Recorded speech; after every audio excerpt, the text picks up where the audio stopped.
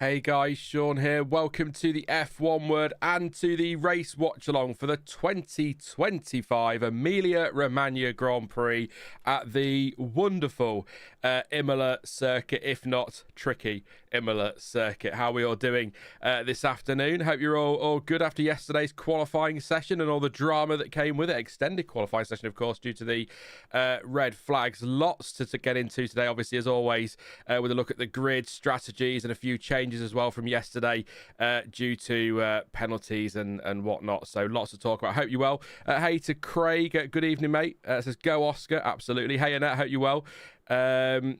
Thomas. Hey Thomas. To Pascal. To Tim as well. To Biker John. And to Wiranata. As well, and Jithu. Hey Jithu, hope you're good too.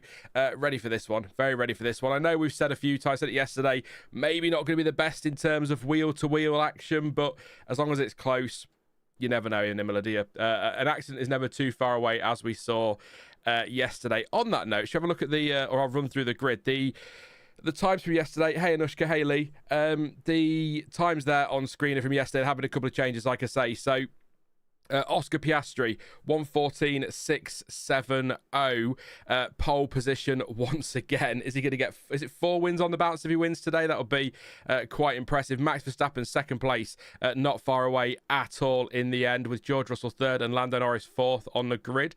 Fernando Alonso, fifth. What a turnaround by Aston Martin this weekend. I think that's the thing that's caught most people off guard, actually, isn't it, in Imola? It's just how quickly Aston Martin have turned things around.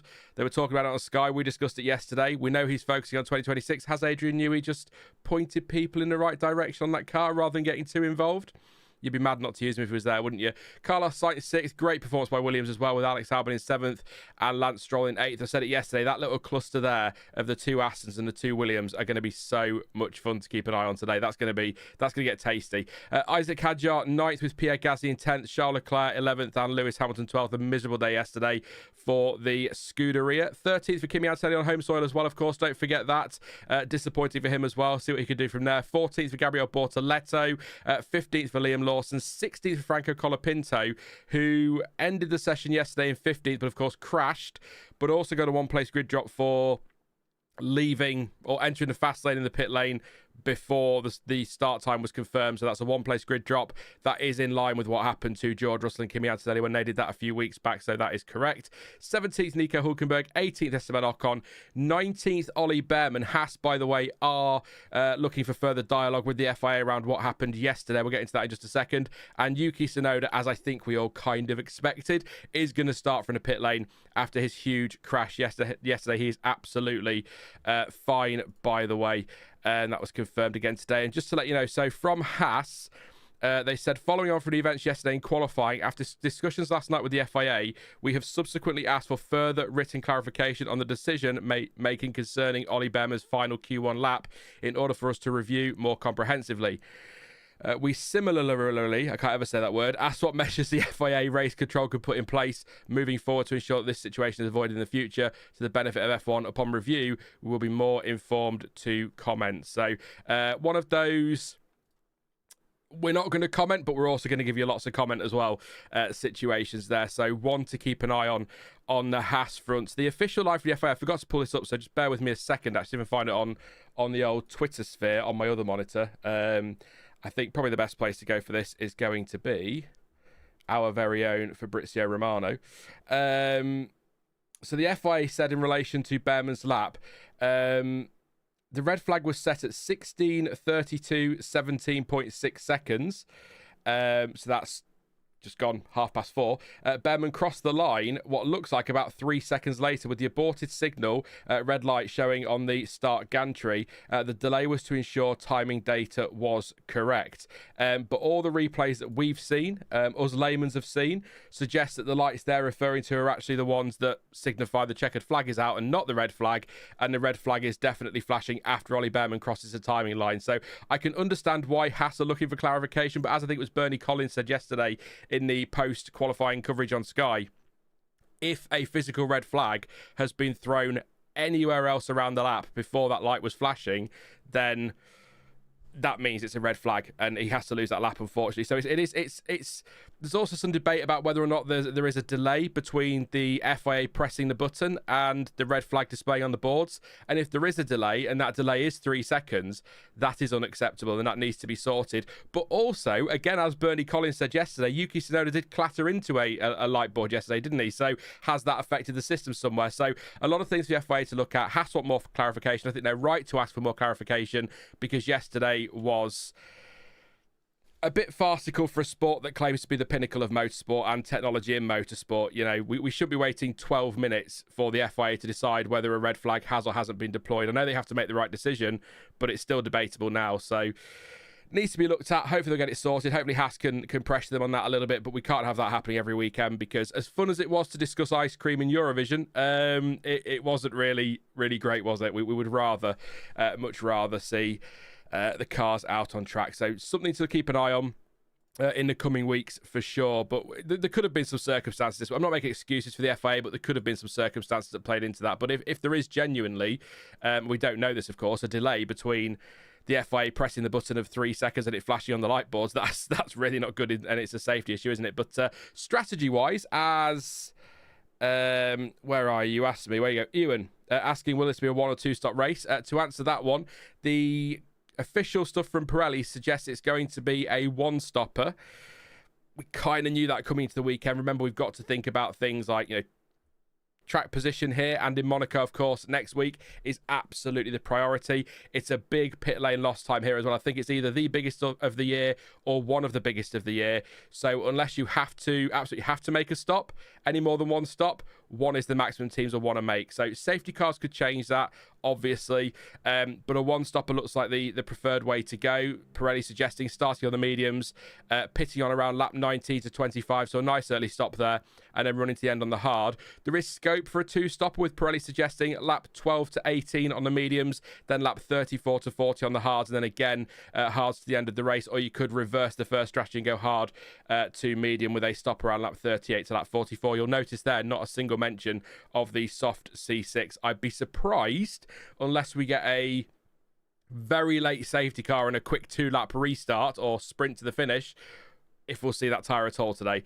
There's absolutely 0 point. It's not going to hold up at all. A lot of complaints about the C6 yesterday from fans, and I think probably F1 as well. But there you go. As Ted Kravitz talks there to Ronaldo.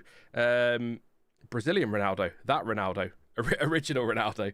That's what we'll go with. So yeah, we'll see what happens. But in terms of tyre allocation, what's left? Piastri, 2 sets of the hard tyres. Norris has 1 fresh set of hards and 1 used set, but he did do a lap or 2 yesterday in practice with a different rear wing specification, so that may only have 2 or 3 laps on it, so just bear that in mind. It's not new, but it's as good as new. Leclerc, Hamilton, Verstappen, Tsunoda, Russell, Antonelli. In fact, I'll tell you what, everybody but Stroll and Alonso, and technically Norris as well, have 2 fresh sets of the hards. But don't forget as well, with Aston Martin, they've probably only put a lap on those anyway to put a heat cycle through them, because that's what they like to do. So lots of hard tyres available.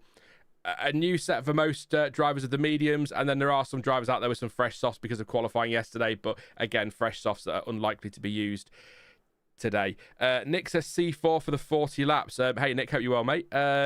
Yeah, that's what they reckon, running the C4 hard for 40 laps, which was last year's medium, wasn't it? That's the curious thing about this, is I know the compounds are always slightly different year to year, they're not identical, but the C4 this year is the hard, but last year it was the medium. The C5 last year was the medium, and this year it's the soft. So be interested to see whether they hold up as well as Pirelli are suspecting there. But I'm hoping for some varied strategy today. I'm hoping for it, but I'm not. My biggest concern as a fan sat here watching this, a Mercedes fan today again, you see, Ferrari shirt still hasn't turned up. I will chase it up tomorrow because it's supposed to be here this weekend, so I'm a little bit annoyed, but there you go. Maybe, hopefully for Monaco, so I can wear one for Leclerc. There you go. We'll try and make sure I've got it for Monaco for Leclerc. But yeah, I think my biggest concern is that we're going to get one of those borderline 1-stoppers, so we end up with drivers effectively just driving considerably slower because they know they can hold position because it's not easy to pass on, and they're just going to manage tyres for a good chunk of the race, and it gets a bit trully train. lots of DRS and no passing. That's my concern today. But I didn't catch the F2 this morning because I was late up, so I don't know how that went. So let me know if it was a banger in chat and I should have got up, but there you go. That's my concern for today, strategy-wise. Hopefully 2 stops, probably 1, but rain doesn't look like it's been an issue either, so there's nothing there to bail us out, but we'll see. What you're saying in chat then, get your questions and your comments in and I'll read a few of those out. We are 15 minutes away from the start of the formation lap, so we'll sort all the timing out in a bit as the national anthem is sung around. The best national anthem, by the way, and I'm going to say it right now, the best national anthem combo on the podium is Charles Leclerc, Monaco, and Ferrari, Italy. It's the most upbeat podium you'll ever have. It's great. How bad will Ferrari be, says RC? A standard Ferrari, mate. Standard Ferrari. So probably pretty bad. Yeah, hopefully not. Hopefully they can come back from 11th and 12th, but the car's not great. The drivers are not happy. It's not working. And I look, it's race 7 of 24. And it feels a little bit ridiculous to be saying this at this stage of the season. But given how, not badly, but how not brilliantly this season is going for Ferrari and how far they are or seem to be away from the likes of McLaren and Red Bull some weekends, then again a difficult weekend here, I just wonder if it's worth them going all in on next year. Again, I know it's really early days and it seems crazy to be saying that. There's a lot of money up for grabs in that Constructors' Championship, but next year is such a huge rules change. They're clearly not going to be challenging for the Drivers' Championship this year unless something miraculous happens in the next few weeks. They're not going to be challenging for the Constructors, again, unless something insane happens in the next few weeks or McLaren or Red Bull or Verstappen start throwing it away. So I think maybe just focus on next year.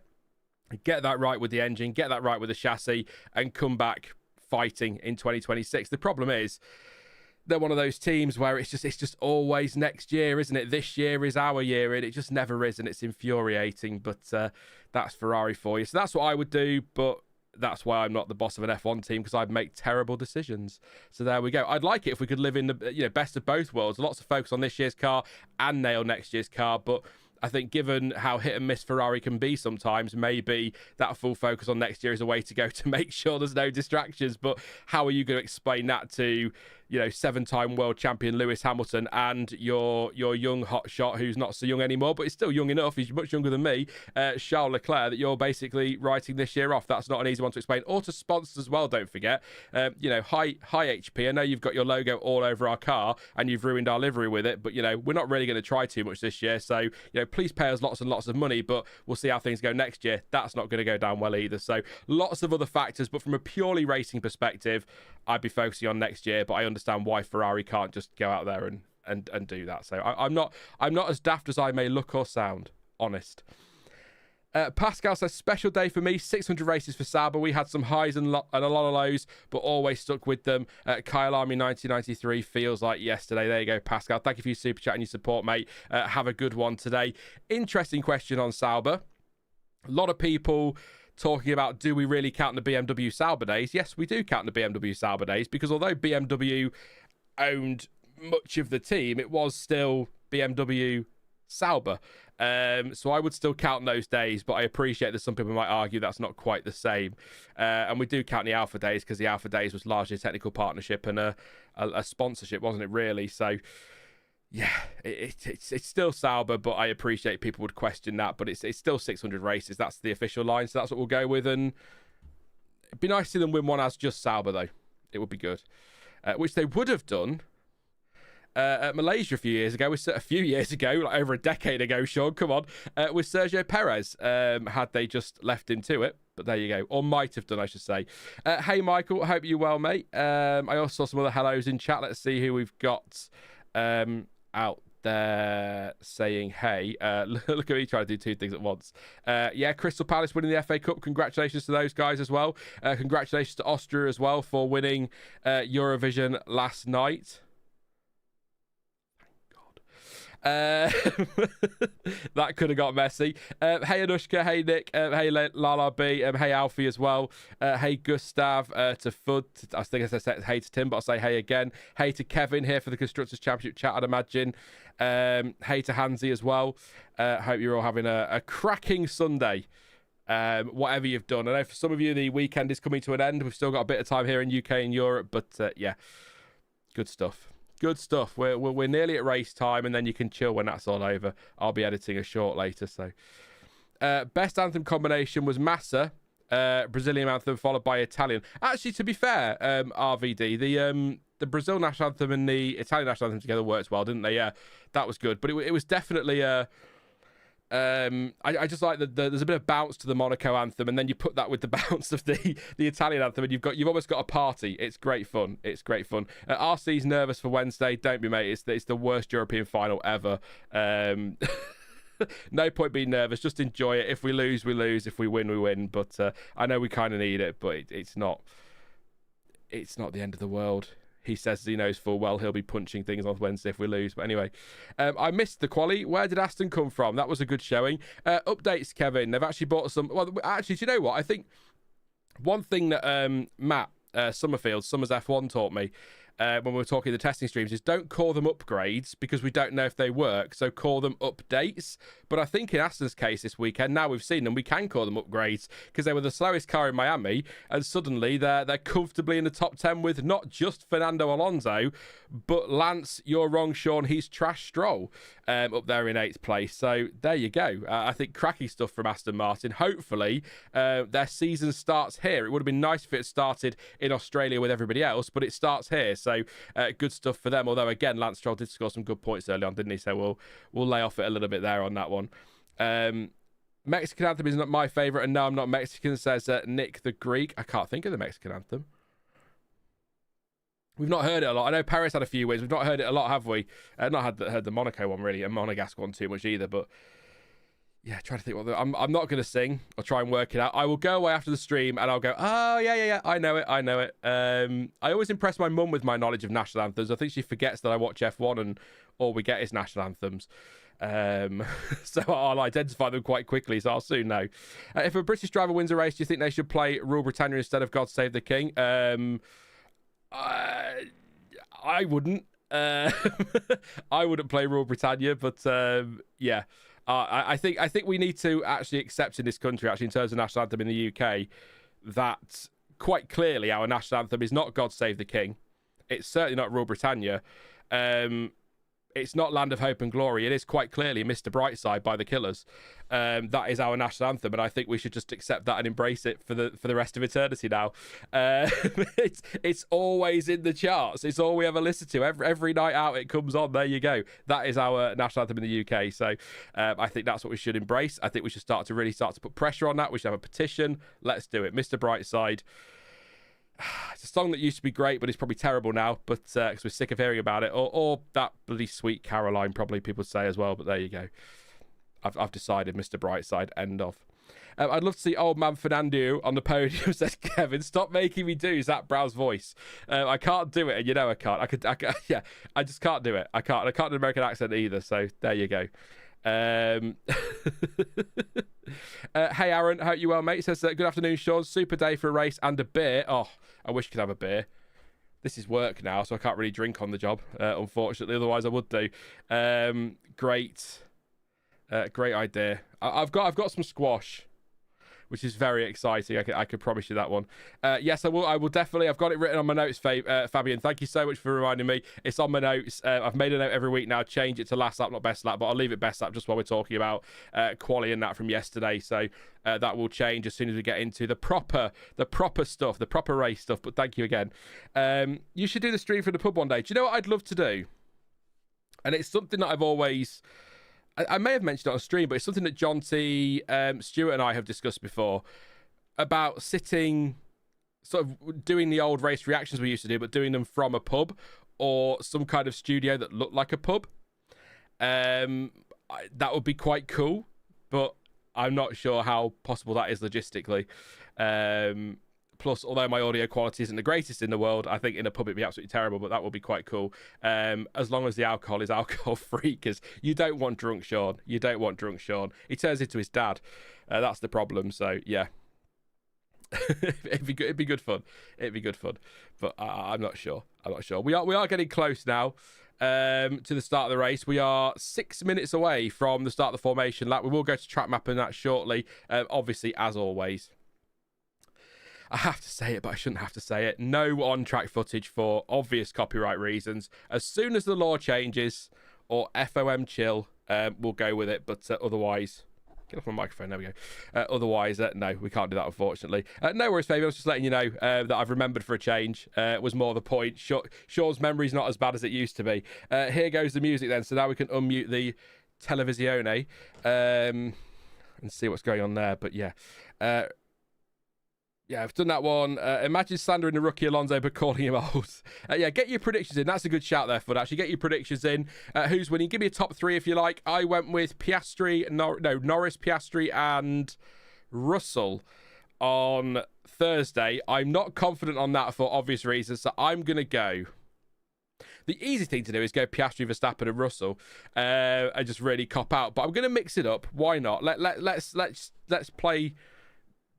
Be daring here. Little bit of drama. Verstappen,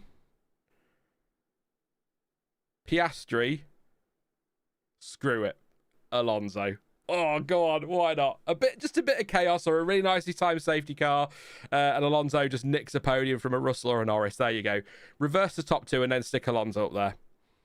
It's not going to happen unless we get drama, but if anyone's going to do it in a chaotic race, it's going to be Fernando Alonso. I promise you. But yeah, Piastri or Verstappen for the win. As a fan, either is fine. I don't care.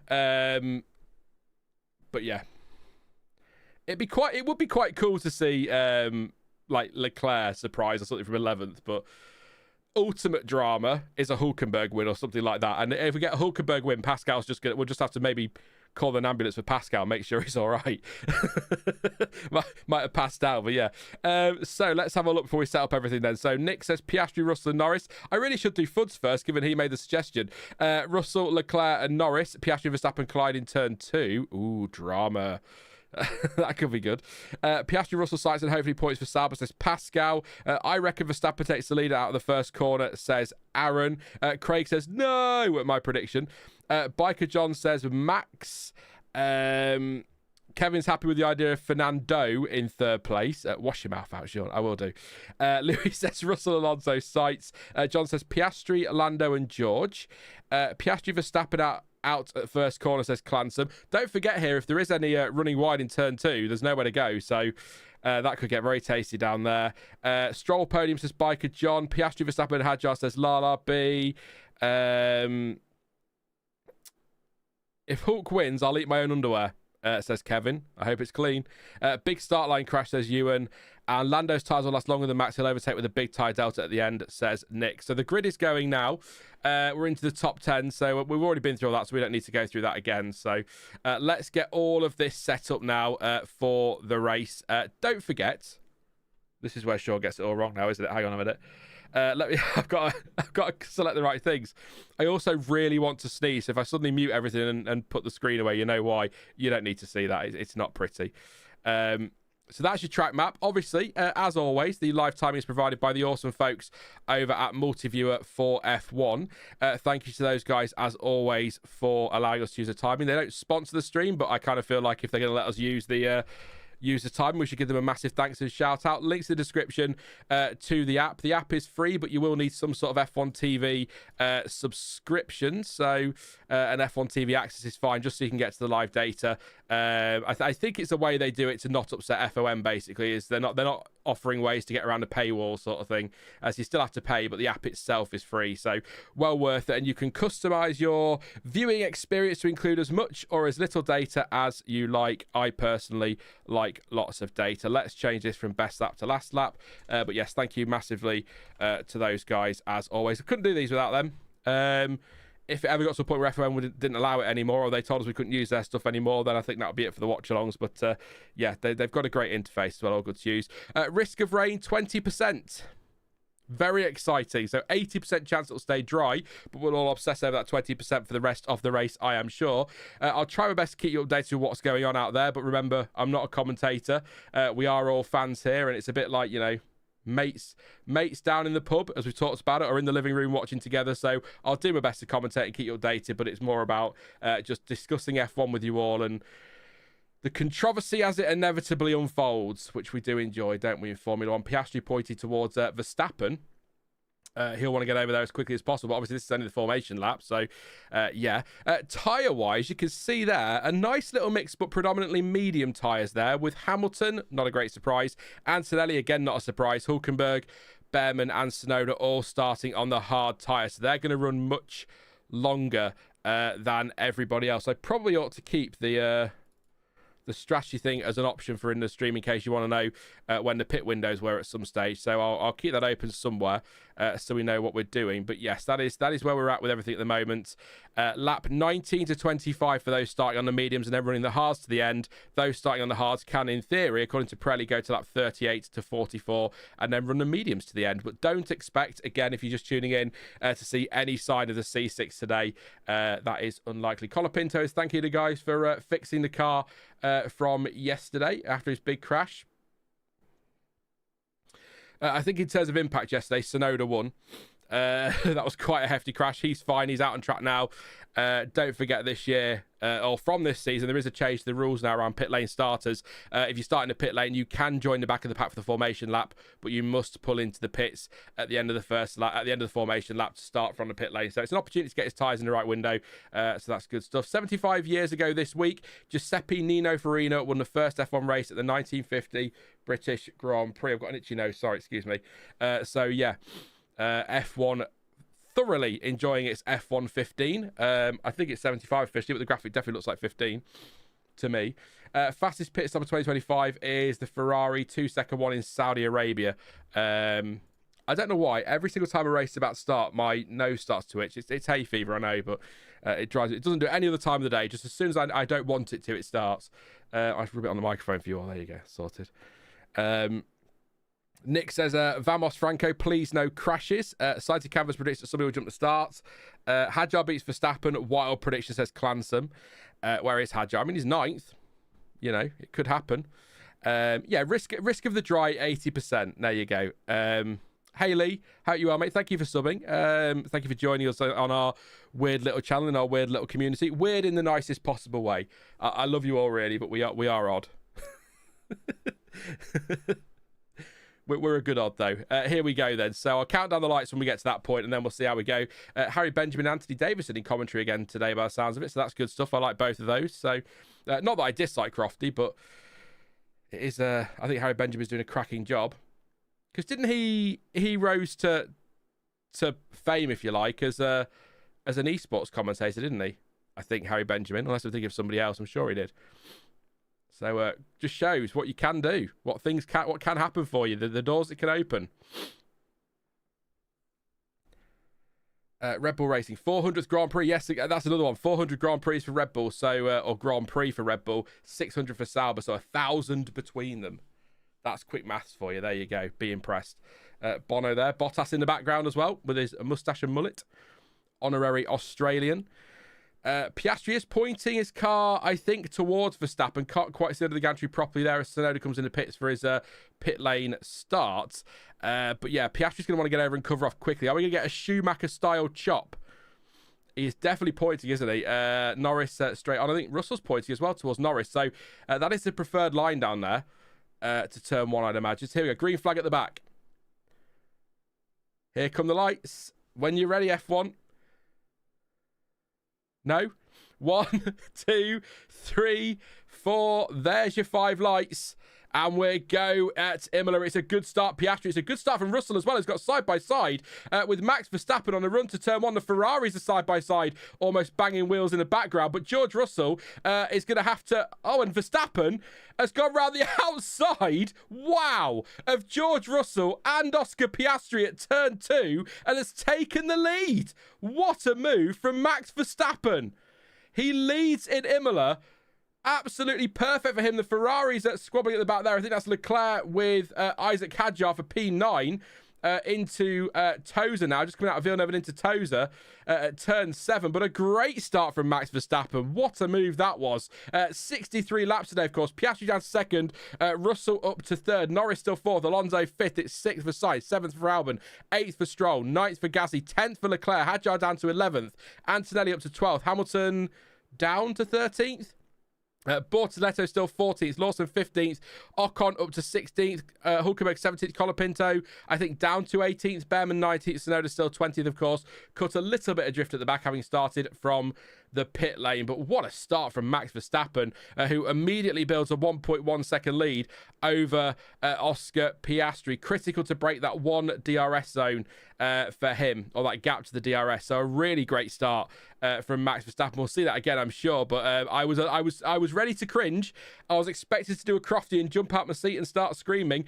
I thought round the outside of 2 cars into turn 2 was a little bit ballsy there, but he made it stick. So now he can control this race pace-wise, and we'll wait and see if Piastri can do anything about him in that DRS zone on the run to turn 2. That's where we're going to see most of the action today. Into the pits comes Esteban Ocon for a new set of the hard tyre. So Ocon, has he had contact? Oh, so look, I don't want to undersell it, but really the move was only on Piastri around the outside of 2. He'd already got George done in the braking zone before that, but it's still effectively around the outside of 2 cars. So it was more around the Piastri one that was impressive. Yeah, not to take anything away from the move, but it was more Piastri on second glance there as I showed a replay. All within track limits, no contact, good hard fair racing, great stuff. More of that, please. Big opportunity this for Verstappen. Alonso still, by the way, on the back of Lando Norris, 7/10. So he's not falling away here, Fernando. I thought he might end up being the cork in the bottle. At the moment, he's still within DRS of Norris, which is possibly why he's keeping up there, because it's a long DRS zone here-ish, relatively speaking, I suppose. But yeah. So what's the contact with Ocon then? What's the contact for Ocon, I should say? We need to wait for this. It might be a strategical decision. As Lewis Hamilton goes wheel to wheel here with Kimi Antonelli.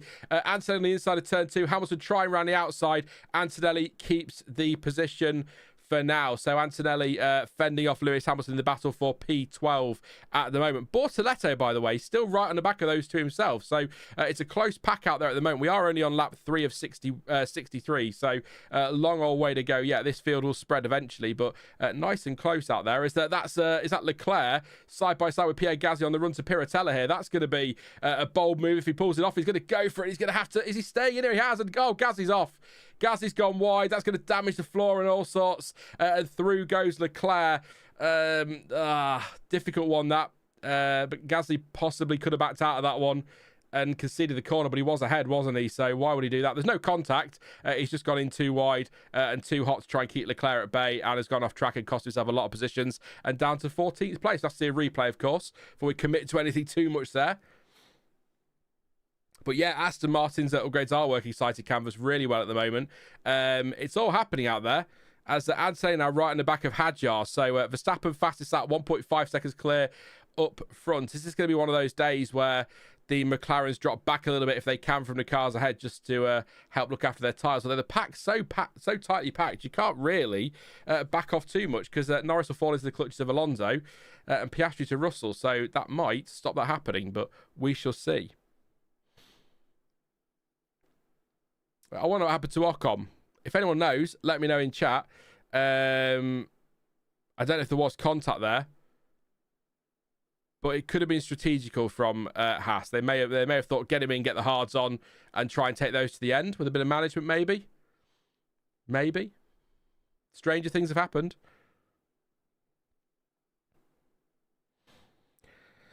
Forza Charles, but did he leave Gasly enough space? I'd need to see it again, honestly, Nick. I need to just... I try, obviously, as we all are, trying to call it as we watch it live, but replays tend to prove us wrong, don't they, sometimes? So I think that was just Gasly trying to keep the speed up, if you like, to try and keep Leclerc at bay, and then he's just gone in too hot and gone wide. There's not been anything on the radio just yet from Gasly saying he feels he was forced off, so I don't think so. I don't think there's any concern there, but we'll find out soon enough, I'm sure. Didn't say at the start, actually. Air temperature 24.1 degrees, track temperature 44.8 as it stands at the moment. So if you're interested in that sort of thing, I've told you. You know now. So there we go. Here goes Charles Leclerc. This has a good pace here, attacking Lance Stroll, who also has DRS, of course, on the run to turn 2. So that's going to be tougher to get past. But Leclerc seems quick at the moment. But we are starting to get into a bit of a DRS. Here's the race start, the DRS train. So it's a good, really good start for Russell, actually. He does get alongside Verstappen pretty much immediately, then sort of gets the tow and the drag from Piastri. But I wonder if he has to back out a little bit. Alonso did get ahead of Norris at one point, by the way. And then Verstappen, yeah, he'd kind of dealt with Russell before the corner, and then through the corner, dealt with Oscar Piastri. But yeah, Fernando Alonso was at one stage there on the run to turn 2 ahead of Lando Norris. So he'll be relieved that he managed to keep that around the outside. Otherwise, that would have been a painful afternoon for him. But yeah, Russell's got nowhere to go. He's got Verstappen on the outside. Yeah, that's Russell saying what was Piastri doing there, so he wasn't happy with that. But Piastri was boxing him in here. This is Colapinto. What's happened with Colapinto here? We're watching him go backwards. Does he? Is this the contact with Ocon? No. Colapinto just losing places there. I thought we were going to see something, some contact with Ocon, but no, that didn't come to anything there. And then this is the move Leclerc on Gasly. No, there's plenty of room there for Charles. Gasly's just gone in too hot. In fact, Leclerc pretty much gave up that corner going into it, and then Gasly's just kept the power in and gone round the outside and wide. So yeah, nothing on Leclerc there at all. That's a mistake from Gasly. They're not even side by side going into the corner, so nothing there. That looked more side by side live than it did when you watched the replay back. That's for sure. So there you go. All good.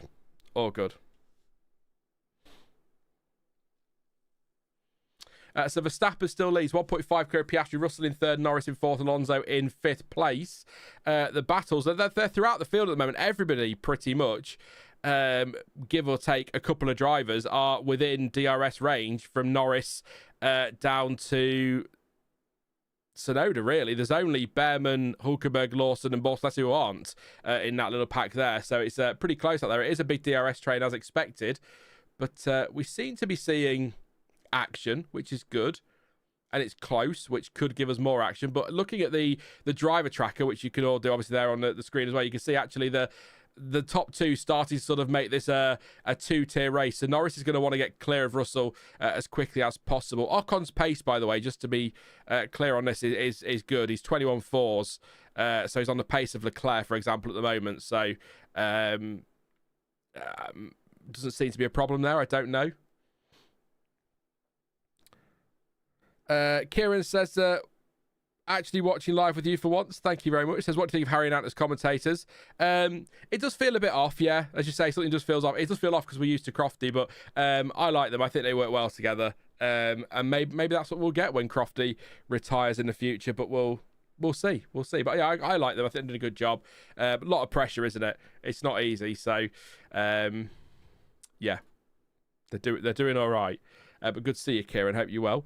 It seems so strange that there is non-0% chance that Ferrari will leave Imola with 0 points, says yeah. Antonelli and Hamilton must be very happy to be on hards, not losing as much time as the medium runners. Good shout, actually, Nick. Yeah. Actually, their pace is really good as well. 21.2s for Antonelli and Hamilton, which is the same as Hadjar on mediums, quicker than Leclerc on mediums, quicker than Stroll on mediums, and nose ahead. So they're in a good spot at the moment. They are in a good spot at the moment. I'm just wondering how much the hards are going to hold on, what the delta is between the two in terms of lap time, but also in terms of tyre life. Is that Carlos Sainz shaping up for a move on Fernando Alonso into turn 2? It looked like it. We're not watching it. We're watching Antonelli defending from Hamilton instead, or sort of defending from Hamilton. But this is a little bit of a gaggle here. Leclerc falling back a little bit now into the Hadjar Antonelli Hamilton fight. He's not sticking with Stroll. He's only a second behind, but he's now got Hadjar closing on him, so that's interesting. Russell's got 4 tenths back to Norris in that battle for third, so he needs to clear that Mercedes quickly because, as I say, the top two now starting to really pull away. Verstappen 1.5 clear of Piastri. Norris now 5 seconds off the lead. This is going to come down to strategy, big time. Charles on the mediums, isn't he? Yeah, Charles Leclerc safe. Colapinto, watching here. Oh, Colapinto wide at the Rivazza and onto the gravel. And that's frustrating for him, so losing some more time there. He's down in 17th at the moment. So lost a couple of positions and then wide at Piratella. That was positions at the start and then wide at Piratella. So or 17 and 18 if you prefer the corner number. So here we go. Lando Norris chasing down George Russell. DRS is wide open. Is he going to have a go into that first chicane? He's having a look to the outside, but Russell just positions his car nicely to defend. He's going to get a good exit here, Lando Norris. I don't know if he'll dare a move into Villeneuve, but he's got a great exit into that through that first chicane. He's going for it around the outside, and Russell and Norris so close to contact there, but just about okay, I think. But that was close to a bit of contact and close to move. But in the end, Russell just hanging on there. And Norris, I think, thought better of it in the end. Thought better of it. Worth a go.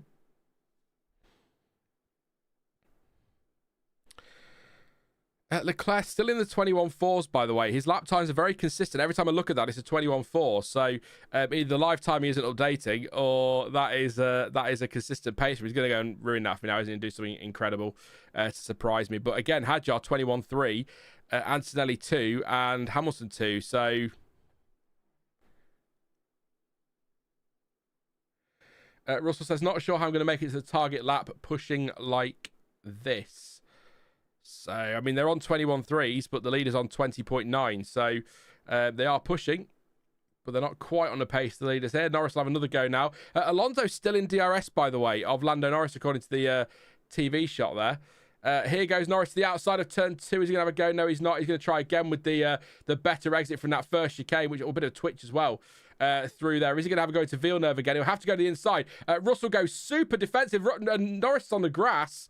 I want to see a replay of that before I commit to anything, but that looked like a bit of a squeeze from George. So expecting Lando on the radio any second to complain about that one.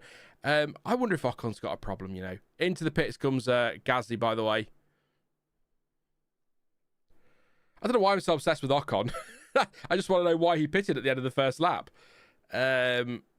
His lap times are fine, but they're nothing spectacular. Maybe running long, like I say. He just drove onto the grass, says Russell. So, yeah. Not sure what that's about. We're watching from the nose cone of Fernando Alonso, by the way, who is sat just watching, like a shark. What's going on ahead of him with Russell and Norris. He's there if something happens here, is Fernando Alonso. But Carlos Sainz isn't far away either, and neither is Alex Albon or Lance Stroll or Charles Leclerc. It is Russell that's become that cork in the bottle. Here we go again. The run to turn 2, the Tamburello chicane. Into the pits comes Charles Leclerc to get rid of those medium tyres, I imagine. To the outside goes Norris and has a look, but it's defensive from Russell again. Are we going to see a similar thing down to the Villeneuve chicane? Norris, very twitchy on the exit of that Villeneuve chicane, but here goes the McLaren again. Russell's going to go defensive, and it's Norris to the inside, and he gets through the Villeneuve chicane. That's a nice move outside of the first part, inside of the second part. Very nice move indeed from Lando Norris there. He can get on after his teammate, but Fernando Alonso now right on the back of George Russell. So Leclerc and Lawson have pitted. We've just seen Gasly as well switch to hard. So the medium tyres not going. We're on lap 11.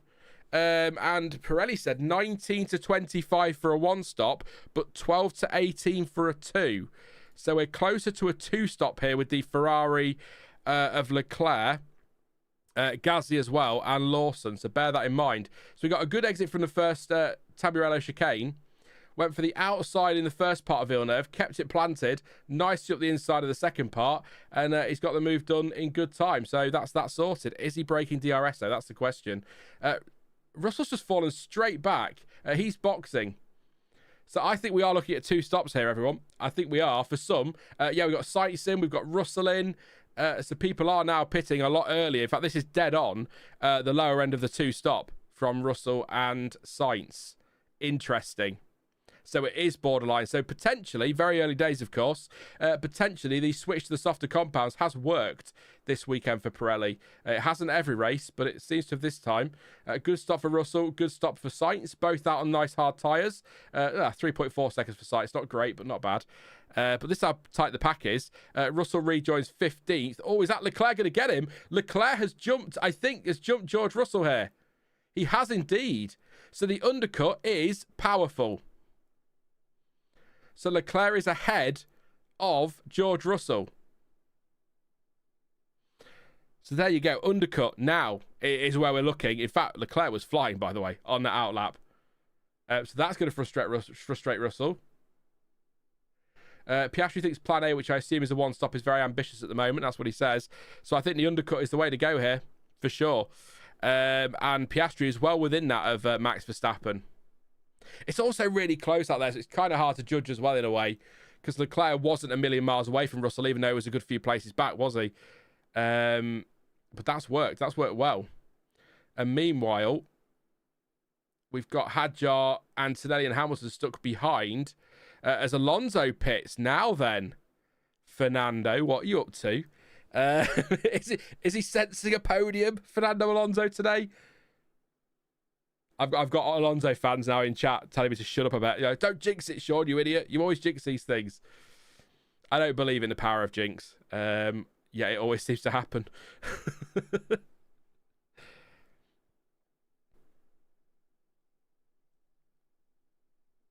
So Alonso's brakes are on fire there, I think.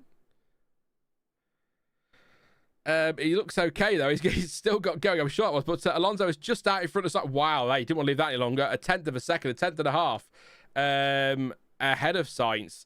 So, yeah, the undercut is powerful here. So I think Norris is going to have to respond. The problem is for McLaren, as Leclerc does a 120.5, 4 tenths quicker than the leader. Problem for Norris, for McLaren, is if Norris pits, what's the gap? 7.5. He should be okay, actually. No, I thought it was closer than that, but it's not, is it? So they might need to pit here. I wonder if we might get a split of strategy. What do you reckon, chat? Albon and Stroll maybe stay out and gamble on a safety car. Piastri pits. So Piastri does pit first of the two McLarens. Slow on the right front for Piastri, and it is very slow on the right front, and that is a 3.6 second stop. Still astonishing to me, by the way, that 3.6 seconds is slow in a pit stop, but there you go. Hopefully, Kieran says, good race at Imola. I haven't even turned over to the football yet. Who are you watching today, Kieran, on the football? If F1 goes a bit dull, who do you support? Just making convo. I know people don't like football. Everyone likes football, but there you go. But yeah, I agree, Nick. I was just going to say Max needs to pit now. I think Norris needs to pit now. I'm just watching Alonso's sector times. As Sainz passes Alonso, by the way. His brakes. Yeah, his left front brakes, they are on fire as he's exiting the pits, and then they're going to extinguish as he puts the power. And right front as well. Both of his brakes on fire. The Aston Martin is so fast this weekend, the brakes can't cope. It's what are we doing? What's going on here? This is crazy. We're on fire. Quite literally. So Sainz has passed Alonso. So that might actually help out Norris and Co up front. But watch Piastri's sector times as well on his outlap. Could be interesting. If you're McLaren, do you pit Lando or mirror Max, says Fudd. Stroll pits, by the way, so that's my theory about hanging for a safety car out the window immediately. Thank you, Lance, for proving me wrong.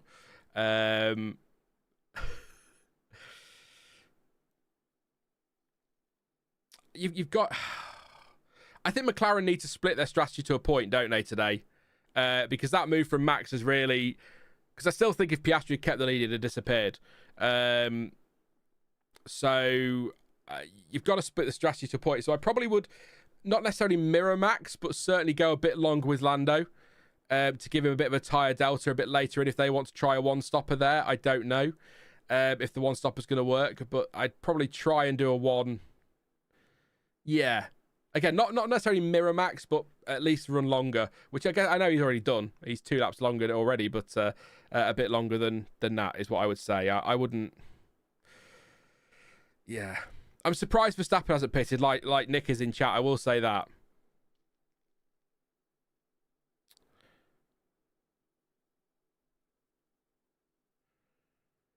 Yeah, Verstappen goes on again. So I wonder if Verstappen's going for a one-stopper here. And McLaren might have to go 2 with Piastri, but it looks like they're going... I mean, we're getting now towards that one-stop window. Don't forget the number you're looking for is 19 to 25. So we're still technically in the... 2-stop window, 12 to 18, but if we get to lap 19 to 25, that is one stop doable, let's say. Here goes Lewis Hamilton having a little look at Kimi Antonelli. I keep falling into the Crofty trap. I see a car make a slight movement. I think they're about to make the most amazing overtake, and then nothing happens. So I need to stop doing that. Leclerc is still the fastest man on the track, by the way, 20.5. I'm still on best lap on this one, which I need to change to last lap, don't I? That's because you're on the qualifying one, Sean. Wake up, you moron. That's why his lap times didn't change. Slow clap for Sean. Leclerc's really consistent. That's because you're on your qualifying tab and not your race tab, you dipstick. It was best lap and not... Oh, dear. Where's Fabian? Fabian needs to come and tell me off now. I promised I was on the ball this weekend and I was on top of these things. No wonder that Leclerc was so consistent. Leclerc is actually quicker than a 21.4. He's on a 21 flat at the moment. So there you go. That's on the last lap. I do apologise. Good job I wasn't paying too much attention to the timing then, wasn't it, in the end? And watching the actual race itself, because there's plenty going on. Otherwise, that could have got very confusing indeed.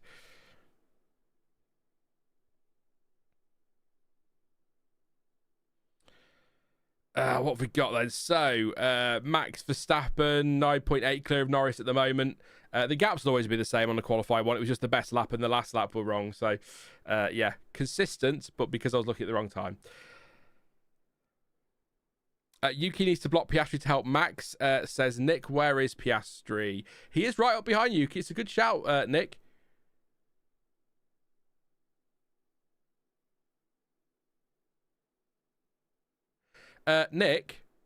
Nick the Greek, are you a Red Bull strategist? Literally, after I read your message, they've just come over the team radio and told him the car behind is Piastri. He is Max's race. Try and hold him up.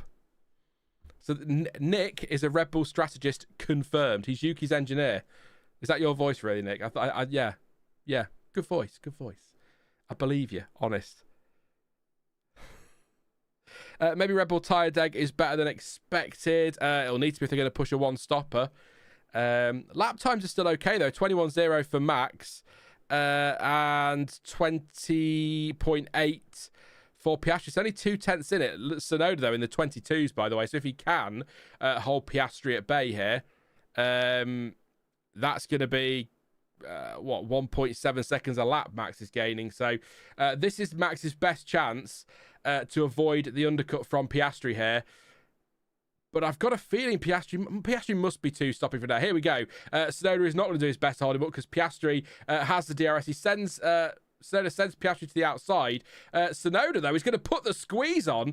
Is he going to keep it up the inside? He's going to try to, but no, Piastri does get through. But Tsunoda did the best he could there, given that the DRS and the fresher tyres of the McLaren were always going to come breezing past. So he at least put the squeeze on. That was good to say. So through goes Piastri.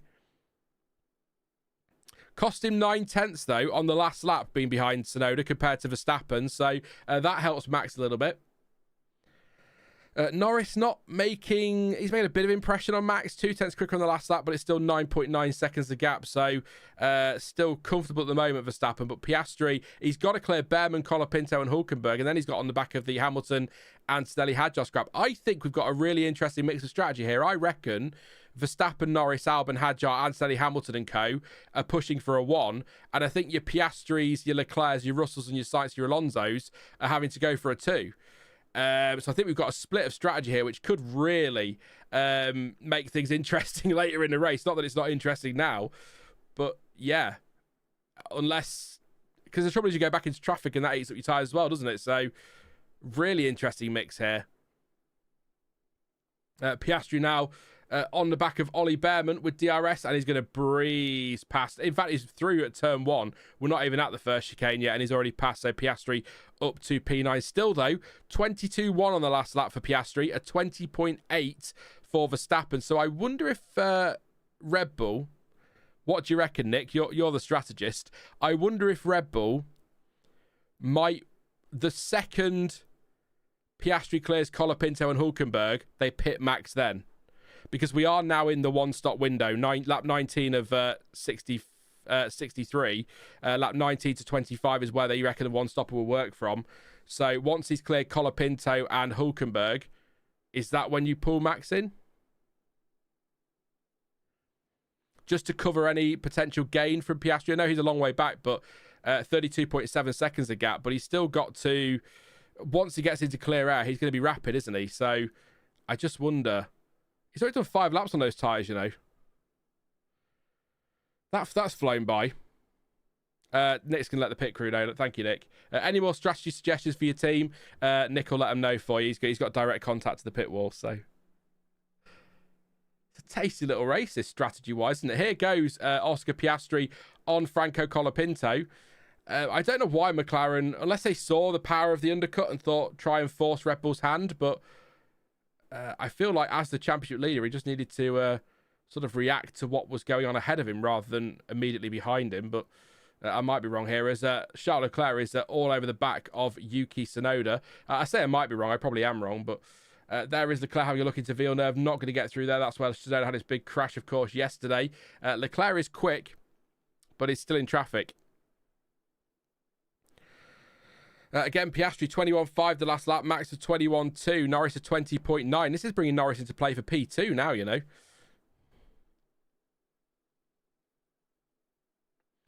The key for us is free air and going long is what Norris is told on the radio, so they are going to run long.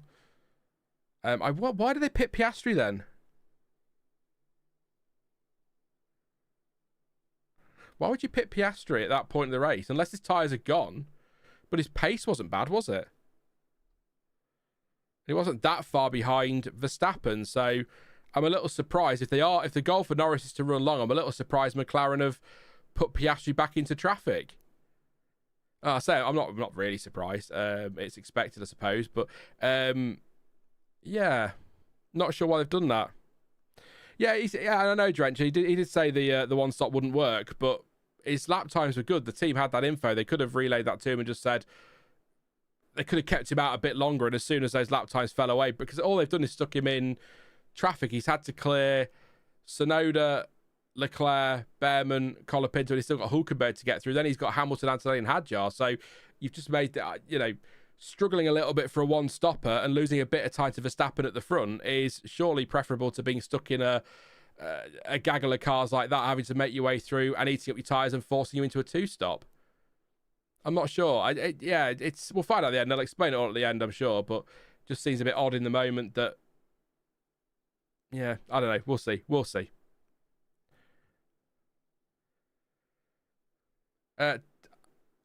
Yeah, Ted's making the same point on there's no need to bring Norris in. They can just leave him out. The same with Verstappen as well. It takes the pressure off because he's stuck in that traffic. This isn't a Bahrain where you can, rock up and get past relatively easily in comparison to Imola, for example.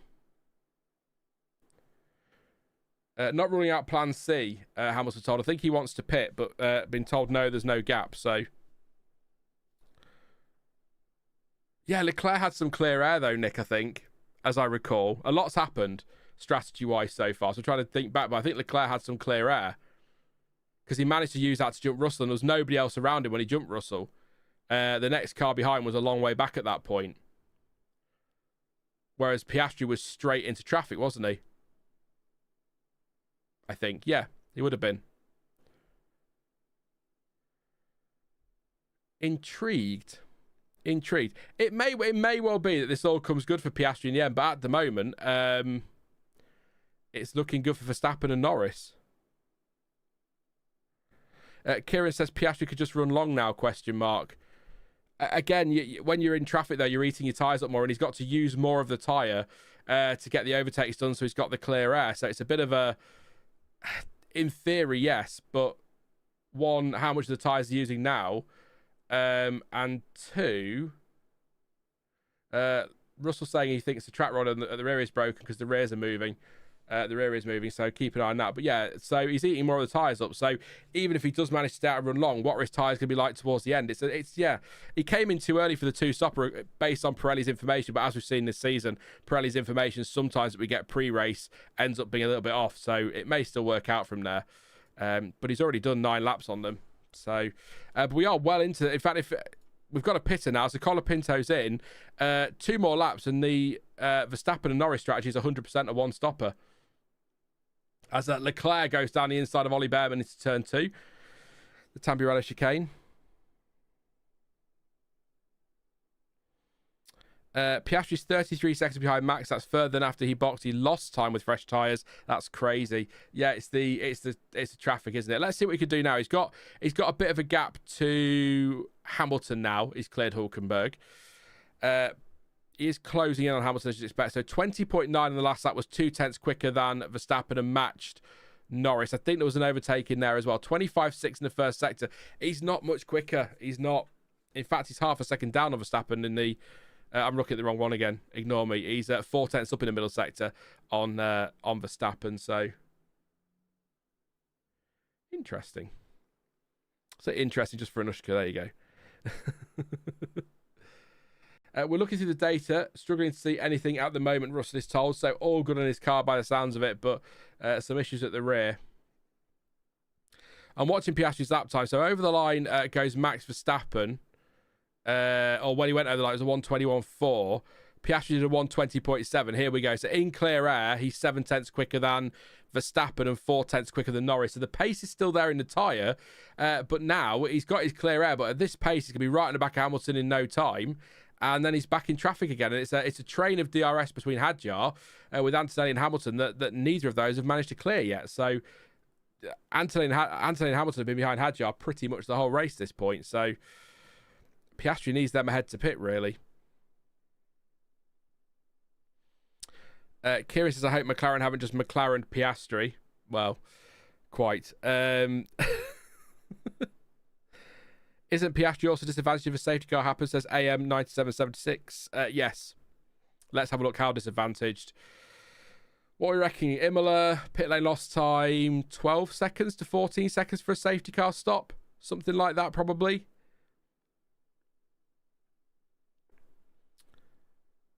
That he'd probably P3 after it all shaked out, but he's borderline with Albon, you know. That'd be a story, wouldn't it, Alex Albon, if he was to nick a podium here? But he needs, yeah. Let's see what happens. But I think, here goes Hamilton and Antonelli again. But I'd just be very surprised if Piastri can get those to the end from there. But then they could be better on the hard than the medium, or he could be better on the hard than the medium. So 20.6 again in clear air, 6/10 quicker than Verstappen, 6/10 quicker than his teammate, 1.2 quicker than Albon. So, but now he's right in the back of Hamilton, so now this will start to plummet again, which is the problem. So Piastri needs to just clear these quickly. Obviously, I mean that was obvious statement alert. Fudd says 2 consecutive faster sectors by Piastri. Red Bull should pit this lap. Yeah, but now he's back in traffic, isn't he? So I think if I were Ferrari, I'd just wait. Not Ferrari. Red Bull. There you go. Just as Russell goes around the outside of Tsunoda there on a run to turn 2. Yeah, I'd just wait a lap and just see what his lap times are like behind Hamilton first. They've got breathing room now. They can think about it.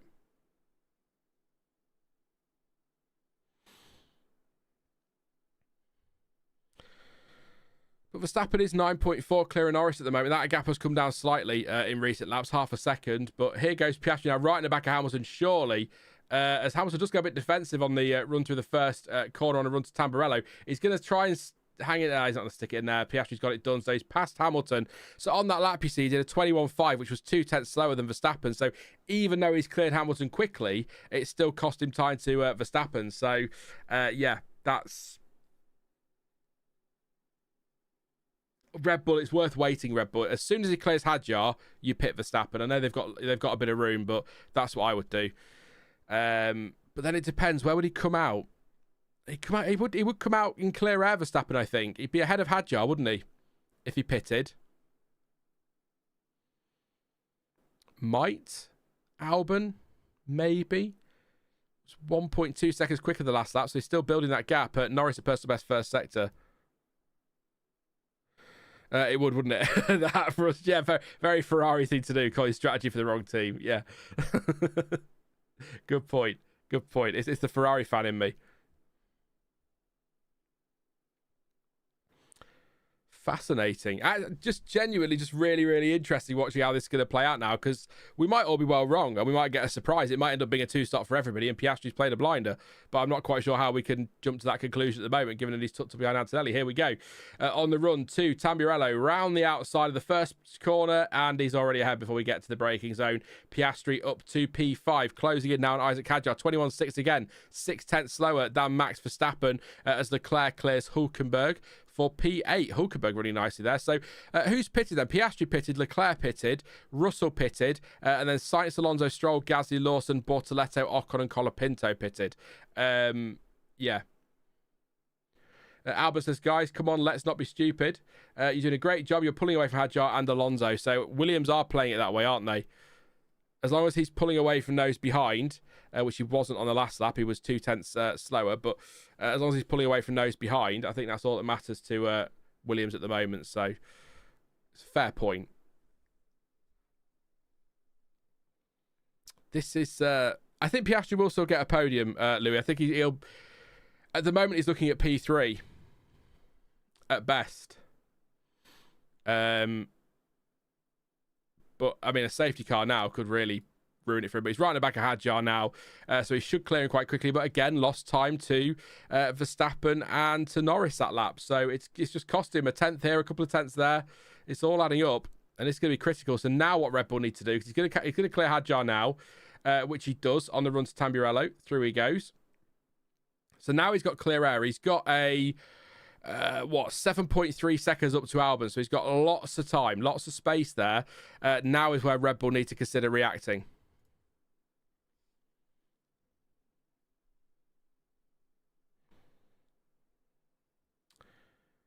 Daniel Kvyat in the Williams garage there, looking on. Does he age? Apparently not. There you go. The torpedo, of course. I liked Kvyat. I think I said that a million times this channel. I did. I think he got a really bit of rough treatment. Unfortunately for Kvyat, he was around when Verstappen was coming through, and there was only one way that was ever going to go. It was we're not getting into the debate about it now, but it was absolutely, with the benefit of many years of hindsight and 4 world championships, the right decision to put Verstappen in that car. But I don't think Kvyat did that much wrong, other than what the other drivers were moaning at. But there goes Norris then. I think he beat Ricciardo in his first season, didn't he, Kvyat, at Red Bull? I might be wrong. Or second season together, or one season together. Just saying. I'm sure it was. I might be wrong. But Albon goes P2. Here comes Piastri. So Piastri he does get through Piastri, so he's ahead of Norris. And Norris falls. We've got a yellow flag. What's happened? It's Esteban Ocon. I knew there was something with Ocon. I knew it. I said it. Something wasn't right. We might get this would be a safety. That's going to have to be some sort of safety car. I think Max Verstappen might be very happy. Hang on a second. Alex Albon as well. So they've stopped the car. Something wasn't right with that Haas from the start, was it? It is a virtual safety car. Verstappen is down at Piratella now. So this is the perfect timing for Max Verstappen. It's not a full safety car. 18 seconds. Wow. Time lost under the safety car, which isn't going to keep Albon ahead of Piastri.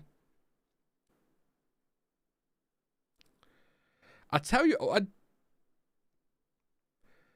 it might be. It's not going to be that tight, but if Norris drives too slowly on this lap, he might end up behind Albon here. This might swing things back a little bit. Great timing for Albon, for Hadjar. Albon's a long way away from the pits, though, isn't he? And it's not going to take long to clear that car. So Verstappen has pitted as you'd expect. Good stop as well. That's going to put him out comfortably now in the lead. Excuse me. I'll have a drink in a second when before we get the restart. Yeah, Max Verstappen. They are going to bring Albon in. So Albon is just in the pits now. Will McLaren bring Piastri in to get rid of those tyres? It would be a bit of a gamble. No, Hadjar. Leclerc's not happy. So everyone pitting as you'd expect. Hadjar, Antonelli, Leclerc. Isn't going to pit. No, Leclerc has pitted. Leclerc's pitted. So they were two stopping at Ferrari. Interesting. Is that a slow stop for Leclerc? 2.8 seconds for Leclerc. I can't keep what's going on. It's all a bit chaotic out there. I can hear Ted getting all excited. But this is going to shake out with Alex Albon in P4 here. Somehow Piastri is P2 with a 5.6 second gap to Norris. But just to give you an idea of the difference between safety car and racing pit stop, Piastri's 20 seconds behind Max Verstappen. So unless this is upgraded to a full safety car, Max Verstappen here, and assume he don't make a mistake, of course, which is rare, but it can happen, is looking very, very good here. Very, very good. Who's that screwed? Not really Hadjar. I think he'd have been pipped in the end anyway by Norris, but still, he drops a place. It's hurt Alonso, I think, maybe Stroll. Leclerc made his second stop under that one as well, so not really hurt him. Russell has been hurt by that a little bit. Tsunoda's been helped out. He's up to 14th through all of that. Sainz is down in 15th. He made a second stop, though, as did Gabriel, Lawson and Bortoleto. Yeah, that's worked out very nicely for a couple, but it's screwed Norris as well, of course, because he was looking good for P2, wasn't he? Or at least not necessarily P2, but fresher tyres and... No, I don't know if it did screw Norris, you know, because he fell behind Piastri before the safety car came out, didn't he? Piastri pits. So they are bringing Piastri in to get rid of these tyres. So I think that's the right thing to do with the virtual safety car still out. But that's going to drop him behind Norris and certainly behind Albon. Which is, I mean, it gets him in space, so he should be able to, you'd expect him to dispatch Albon relatively quickly. He should be ahead of Hadjar. We are green, so we are ending the virtual safety car now. Here we go.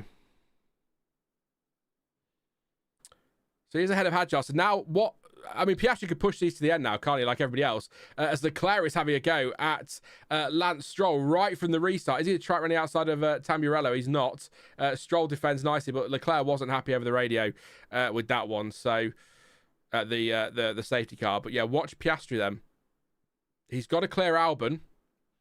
But bearing in mind they're all on fresh tyres, so it's not going to be a big tyre advantage for him now. He's having a look into Tozer. He's not going to get through there, though, is Leclerc. Interesting strategy from McLaren. What happened to Ocon then?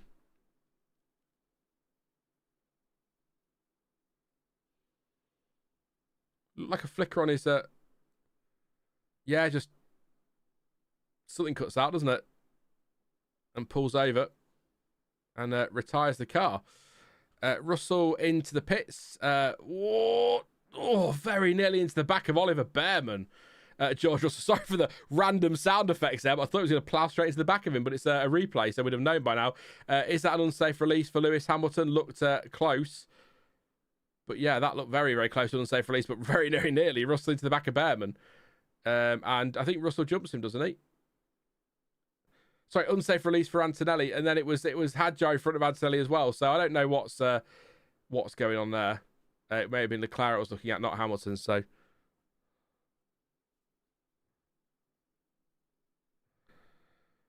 3.3 seconds, not terrible, not great, says the Hat Prus. Is that the pit stop? Not great, not bad. I like that. Intriguing. Bearman back in the pits on a very long stop. Bearman's retiring, Ted says over commentary there. It's a game over for Haas today, which is a shame. Is that the same problem as Ocon, maybe? So both of them are out of the race. Oh, no. Ocon Bearman continues.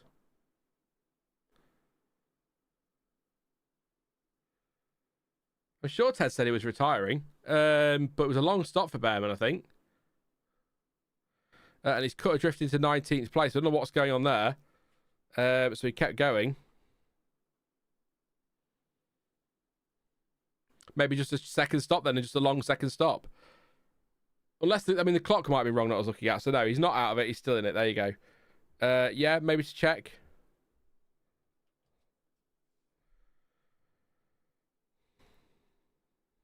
Intriguing. George Russell down the inside of Nico Hulkenberg into P11 is George. Please do drop a like on the stream, by the way, now that we've got a second to breathe. It's been a bit intriguing to keep an eye on, so please do drop a like. Likes appreciated. They're really helping the algorithm, and they're free.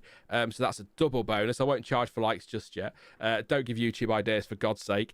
And do subscribe as well if you are new. Lots of content to come over the next few weeks, because we're in a triple header. So thank you to Bob, to Boris Savin. I think there was somebody else that I did shout out earlier who subscribed, so thank you very much for your subs. So likes are 52 likes, 400 of you here. Let's try and get that over 100. That'll be absolutely fantastic. There's no reason for it to be over 100. It's just a nice number to hit, so that'd be great. This guy touched me like in Bahrain, says Sainz. I'm hoping we're going to see cars wheel to wheel. Tsunoda, not just some. Yeah. Anyway, it was contact with Tsunoda at 1 and 2 there. That has been noted by race control.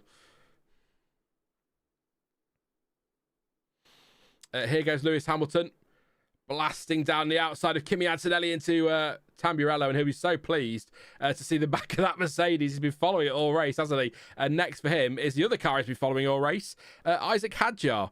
Can he get past him as Piastri does a 1:19.7 ahead of him? That's 0.3 quicker than Norris, 0.6 quicker than Verstappen, and nearly a second quicker than Alex Albon. So here he comes. Oscar Piastri is on one.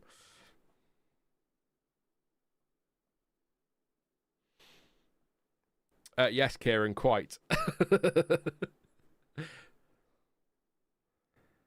Damn, the VSC actually ruined the strategy intrigue. No one will box for the rest of the race. That's the trouble, isn't it, Nick? We like a safety car every now and again to kind of spice things up with strategy, but that was playing out quite nicely with that one, wasn't it? So damn you, Ocon. Actually, Hamilton set the purple first sets there. I know part of that will be the DRS, but still, he's picked up the pace straight away.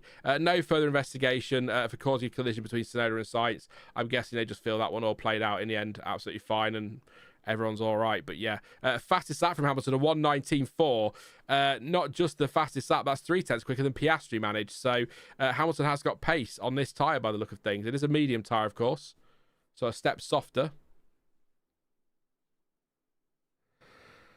Which team actually has the second fastest car on the grid? Asks AM9776 and says, is it Mercedes? I think it's Mercedes overall. Or consistently. Verstappen is... If Verstappen was his own team, he'd be the second fastest, but he's not. So, yeah. I think Mercedes is a fair shout. But it just sort of changes, doesn't it, a little bit every weekend. Verstappen will be the second quickest to the McLaren some weekends, and then he might pip them like we're seeing today. And then another weekend it's Mercedes, and then sometimes I see it's Ferrari and then wake up and realise it was all a dream.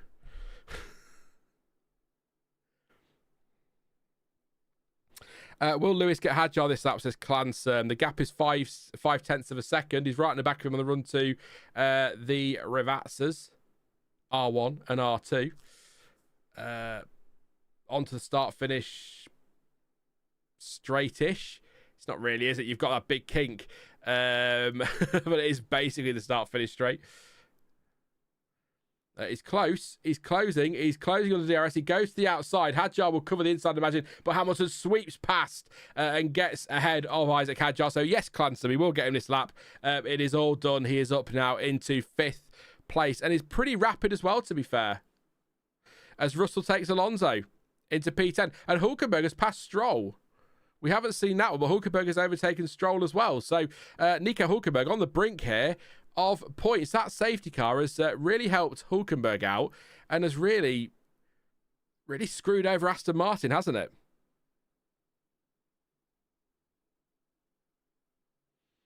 Don't we think? I think that's, yeah. Alonso 10th. I thought they were on for much bigger points than that. Is this weekend all going to fall apart for Aston Martin right at the point where the points were available? Hulkenberg is right in the back of Alonso. That'll be a shame. I'll be gutted on that, to be fair. Yeah. You say that, well, when did he put them on? He's only had them on for 6 laps. 6 laps back is lap 31. And Pirelli reckon mediums will do 19 to 25. So, yeah, you are gonna struggle from there, aren't you? Yeah, it's a good point. It's trying to work out, 31 plus even 25. Yeah, you're probably right. But yeah, we'll see. They've still got to come back at him though, and Hulkenberg can make that Sauber nice and wide if he needs to. But I wouldn't have thought he'd finish any higher than 10th if he does get there. But let's wait and see what happens.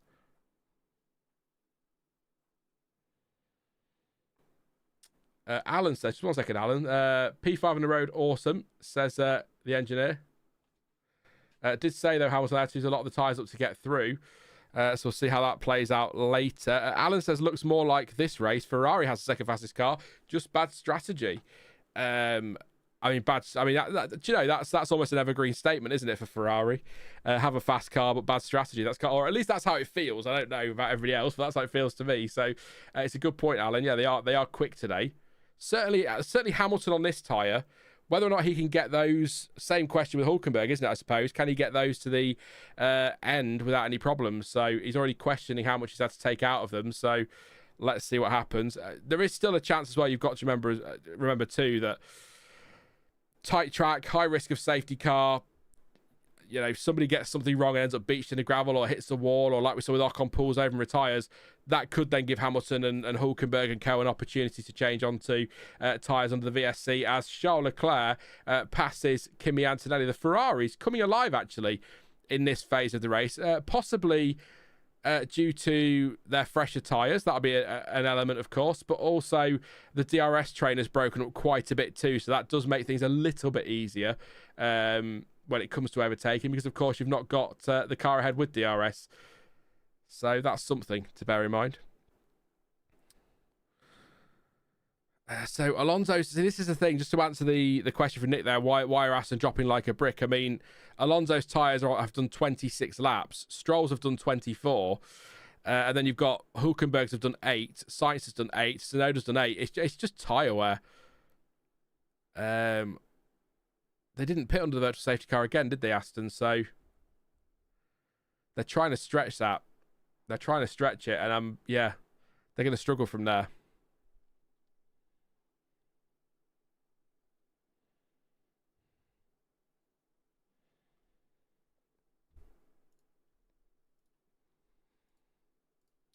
So I was trying to there we go, sort that one out. There we go. Awesome. I lost some stuff. There we go. Where are we at then? Let's have a run through. We're on lap 39 of 63.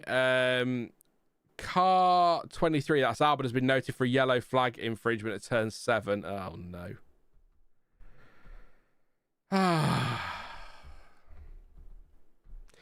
That's Hulkenberg passing Fernando Alonso, by the way, for P10. But I hope Albon's not getting a penalty. He's P3 at the moment. I know Piastri's going to get him, but that would be such a shame if he ends up with a penalty for something there, because yellow flag infringements tend to be really big penalties, don't they? So hopefully that's not the case. Yeah, the Astons didn't box Nick. So that's why they are off the pace there. But let's have a quick run through. So Verstappen is still leading, 18.3 seconds clear of Lando. Norris on the last lap, Norris 0.2 quicker.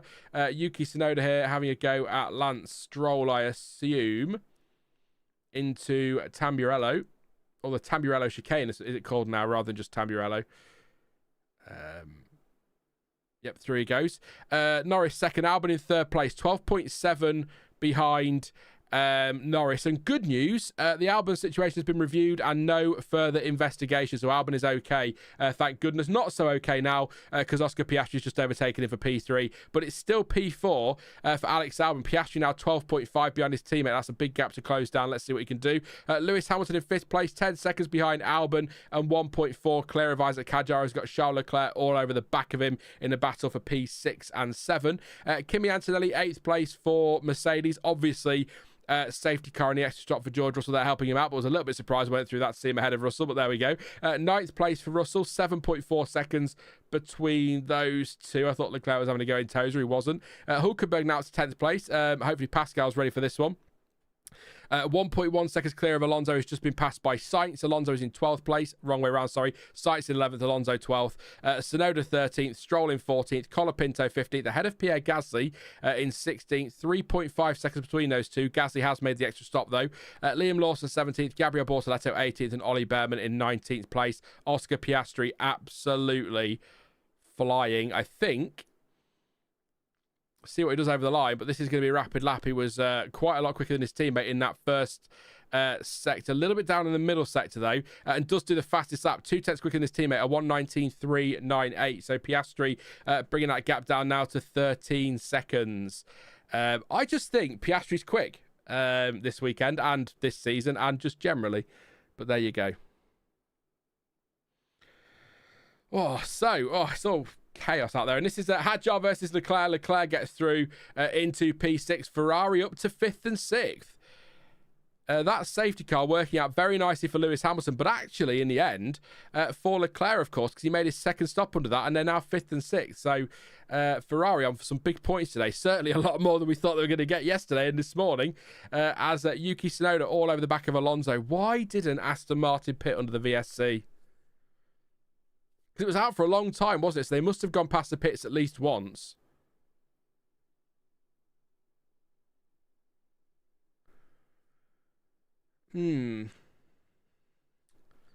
Intriguing. The question really, the big question mark over pit stops now is, can Lewis Hamilton and Nico Hulkenberg and Yuki Tsunoda actually as well get those medium tyres to the end of the race? They've already done 11 laps on them. Pirelli's best estimate was 19 to 25 laps, but that is heavy fuel, start of a race, so that could be extended a bit, but that's the big question now. That's what we're watching. So 19.6 for Verstappen out front, 19.4 from Norris in second place. Piastri, that's the one we're watching now, did a 20.4 on the last lap, so that gap's gone up again to 14.1.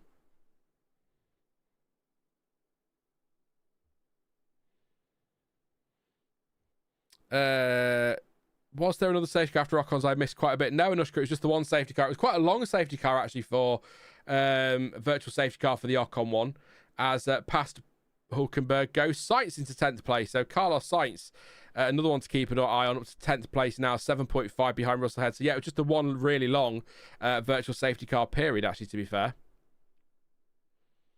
Leclerc's flying. Ferrari have got a decision to make here. He's 1.6 seconds behind Hamilton. On the last lap alone, he was, 5/10 quicker? As Yuki Tsunoda passes Fernando Alonso. Oh, Aston, this was supposed to be your the start of your season. What's going on?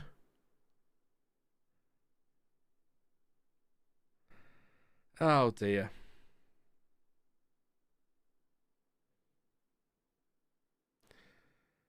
I'm just Ted talking about Verstappen on Friday, talking about how they have no pace, and here he is, 18.1 seconds in the lead. I know a lot of that is safety car, but his pace is still good. Even if you ignore the safety car, he's still on the pace of the McLarens and vice versa. It's going to be torture. It's a wreck. I'm the unluckiest driver in the flipping world, says Fernando Alonso. Yeah. I think that, see, Ted says he's still got the passion. It's double frustration for Alonso. It's been a tough season so far. They turn up here with updates that have worked brilliantly, certainly around this track. They were potentially on for big points. There was a point when he came in with the undercut being so powerful early doors, but what we saw with Leclerc and Russell, it looked like the sensible thing to do. And I was talking, and we were talking, could he, if something happens, just be there for a top four, maybe even sneak a podium if there's some drama? And now he's finding himself falling backwards in 13th place. So he's got the frustration of a bad season anyway, and then the double frustration of having a good car this weekend that's just fallen away because of an unfortunately timed safety car.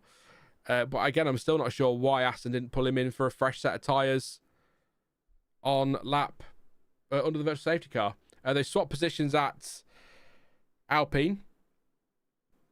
No great surprise there. Gasly was quicker and on fresher tyres. 7 laps fresher, not hugely, but still 7 laps. I think for Colapinto, he just needs to keep it clean today, doesn't he? And get the get the car to the end, get the laps under his belt, bit of experience with good data as well, and then push on to Monaco, especially after yesterday. So he's doing what he needs to do. He's been asked to follow a team order. He's done that, and that's going to bode well for him as well. So there you go. Not impressed with some of the stuff we saw online yesterday. Not surprised, but not impressed. But that's not a dig at Franco himself. I've got no problem with Colapinto at all. Yeah, we'll leave it at that. What's he got? He's got Lawson right behind him, Colapinto, 0.6 of a second. Bearman's cut very far adrift at the back, so 23.1 seconds in the end. Hamilton is catching Albon half a second on the last lap, but 1.2 on lap 40. So the gap is still coming down, but he's got a lot of gap to close, 7.2 seconds. Leclerc still 1.5 behind, so he's not right on the back of Hamilton, but I wonder if he's going to start talking about dirty air now and maybe swapping positions. And I don't really, yes, I'm in a Mercedes shirt today because my Ferrari one didn't turn up, but I don't really want to hear swap positions, swap them back, swap positions, swap them back, because it's just farting about like that. Isn't going to work, is it? So Leclerc needs to get closer, I think. But yeah, Piastri, that gap isn't really coming down to Norris now. It's at 13.8. So I think Piastri's looking at P3 today. In fact, unless something very dramatic happens in the next few laps, on lap 45 of 63, I think you're probably looking at the top three being what the top three is now. In fact, I think the race has settled into what it's going to be pretty much. We're now question marks over what Ferrari are going to do. Can Hamilton catch Albon? And pretty much, where are we? Let's have a look. Where are the battles brewing, let's say? Russell, 0.6 quicker than Antonelli, so Mercedes might have a decision to make in the next few laps. So that's, in fact, they don't have to, because they've just changed positions. Russell has gone through. Antonelli's stopping, that's why. Or is he? Yes, he is pulling over. Antonelli is out of the race. He's got an issue. That's going to be a virtual safety car again. This might bring Aston back into play. But Kimi Antonelli is out. I thought he just... Yeah, there was no way that Russell closed 3.5 seconds in a lap. Legitimately. So that is a yellow flag. That will be a virtual safety car.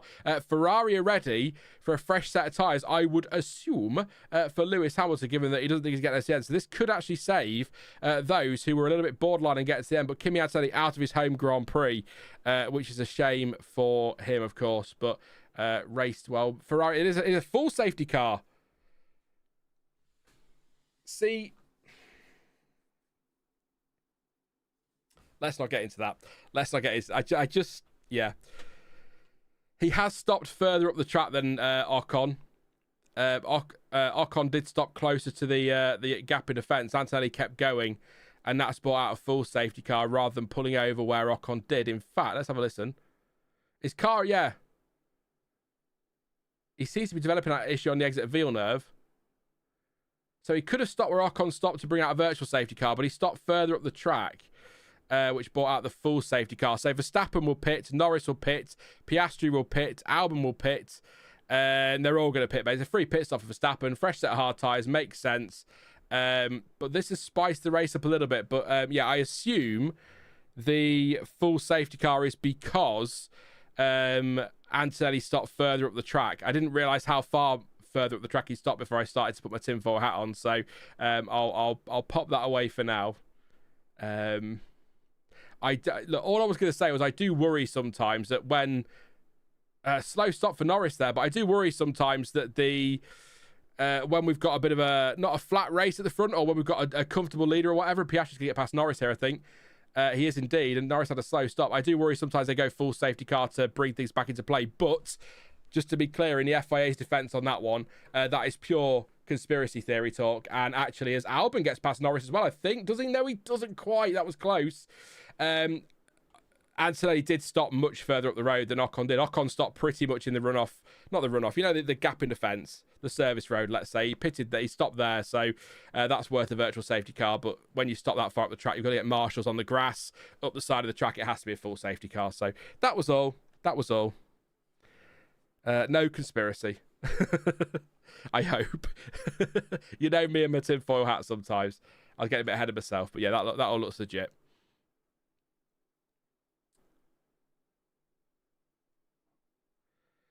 Oh, we could breathe for a minute now. This is going to be interesting now. So we've got Verstappen, Piastri, Norris now as your top three. Need to see a replay of the Albon one. I think Norris got to the safety car line before Albon. So yeah, that's the other thing. Again, Nick, it's taken away the intrigue, hasn't it? We'll never now know if Hamilton's mediums would have got to the end. That was one of the big question marks. That was what was keeping it interesting in strategy. So we have got a safety car, officially safety car 2, by the way, because the VSC will count as 1. So Alonso has changed tyres this time. Stroll is changing tyres as well. In comes Bortoleto. Pretty much everybody stopping.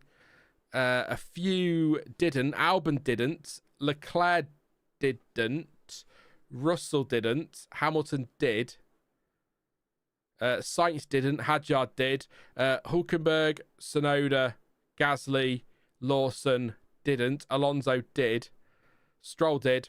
Colapinto did. Bortoleto did. Bearman didn't. So there we go. I think that's correct.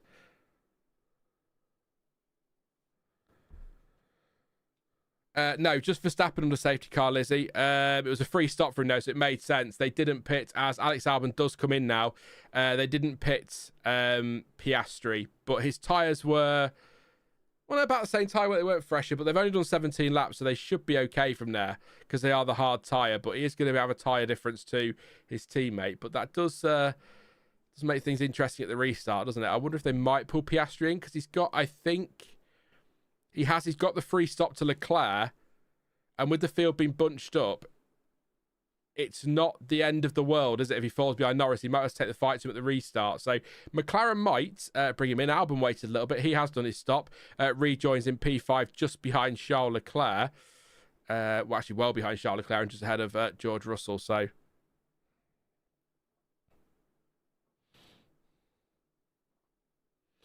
yeah, fairly long safety car as well, Clanton, because we have got the field spread, haven't we? So it'll take a while to bunch everything up, and they've got to let Bearman unlap himself as well. So we're going to get a dramatic finish here, and I've got to say, I came into this one a little bit concerned that it might be a bit flat, but we've had some really great strategy intrigue, some good racing as well. We've seen quite a bit of overtaking because of the strategy, because faster cars have dropped into traffic behind slower cars. It's actually been a really good race today, so I've enjoyed this one. It was slow on the right front for Norris, slow off and slow on, and is that what put him behind Piastri in the end? It was only 1.4 seconds, wasn't it? So maybe where is it? It was a bit more than that, wasn't it? Yeah. So there is Albon. Where is that safety car line? Albon's ahead at the safety car line.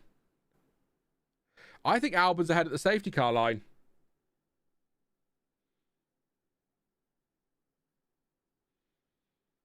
What do you think, chat? Did you see the replay? I think Albon was only just ahead at the safety car line there of Lando Norris.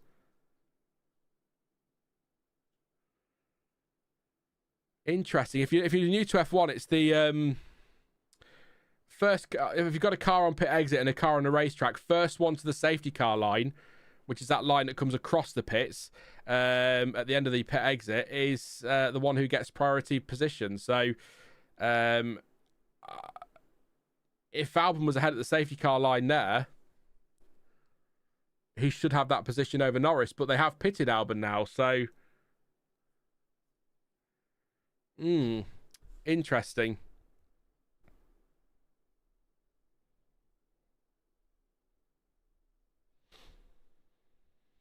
I'm going to have a drink. I'll let you ponder that one for a second. But if Albon pitted anyway, maybe that's how the FIA will see it. He would have lost the place anyway. But let's see what comes out. I'll just have a quick drink. I'm back with you in about 10 seconds-ish.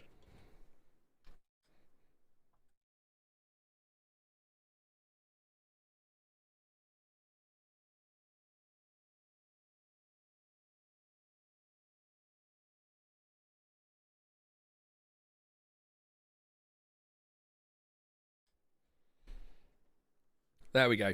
As the Hatprus says, never going to be able to tell from that angle. It's a difficult angle, isn't it? From the angle we saw, it looked like Albon was ahead, but then we might see an angle from the side or from the front that makes it look like Norris was ahead. So you're right. If there's only one camera angle, which I'm sure there isn't, but if there is, then it's difficult to tell, isn't it? But the FIA You'd like to think we'll be able to make the right call, but I'm still not convinced they made the right call in quali yesterday. So who knows anymore? But we'll see if they look at it, but they might not. I think it's that close. Albon pitted anyway. I don't know.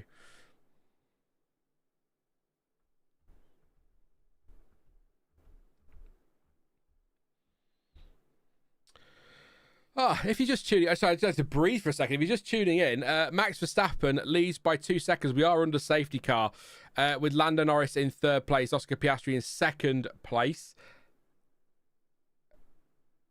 Question marks now over what McLaren do with Norris being on much fresher tyres, but this is a championship fight as well, don't forget. So, difficult to tell. Leclerc in 4th place, Albon 5th and Russell in 6th. It's 7th for Hamilton, 8th for Sainz, 9th for Hadjar, and 10th again for Nico Hulkenberg through those stops. In the top 10, Verstappen, Norris, Albon, Hamilton, Hadjar all pitted under that 2nd safety car. So, or 1st full safety car, 2nd overall safety car. So they have got much fresher tyres than the others. 11th place is Tsunoda, 12th is Gasly, 13th Lawson, 14th Alonso, 15th Stroll, 16th Colapinto, 17th Bortoleto, 18th Bearman. Antonelli stopped at the side of the track mechanical problem that brought out the safety car, and Ocon retired earlier at pretty much the same spot, which brought out a virtual safety car. And out of the remaining drivers, Colapinto, Stroll, Alonso all pitted for new tyres. So watch those Aston Martins. If you've not been keeping an eye on these this weekend, they are both super quick this weekend. So they seem to have some good speed. Jonty sent me another photo. Blimey. Yeah, Jonty predicted the safety car before it happened. He's chaos. He's absolute chaos with his jinxes. The first safety car was deployed at the 1973 Canadian Grand Prix, which is an interesting stat because actually, wasn't it 1993 when the safety car was officially introduced as a thing? Was it 93? I think. Let me know, chat. It was around there, wasn't it? So we had safety car before that, but it wasn't an official thing in the regulations. I'll read into it one day. Maybe a video for the win to that one to have a look into the history of the safety car and what was and wasn't as the recovery vehicle reverses towards Piratella.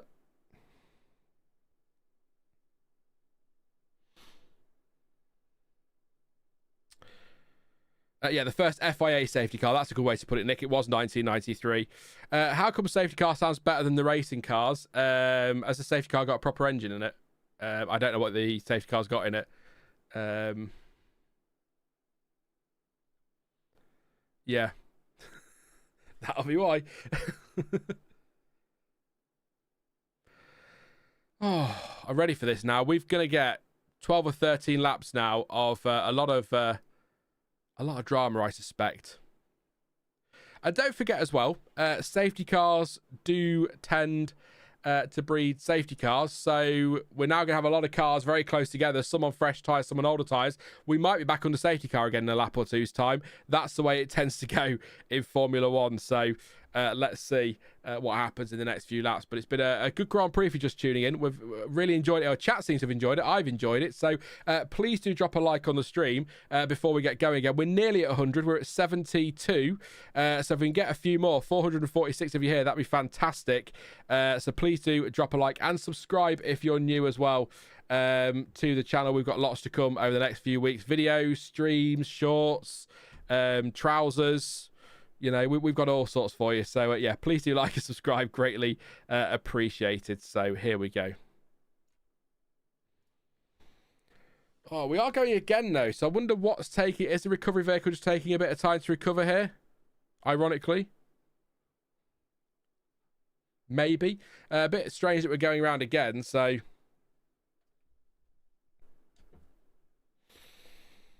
Don't really know what to say now. No worries about strategy now. So I'm just going to look through the tyres actually very quickly, see who's doing what. So it is that Piastri one, isn't it? 21 laps on the hards versus lap cars been overtaken. That's what we're waiting for. Bearman's going to go through.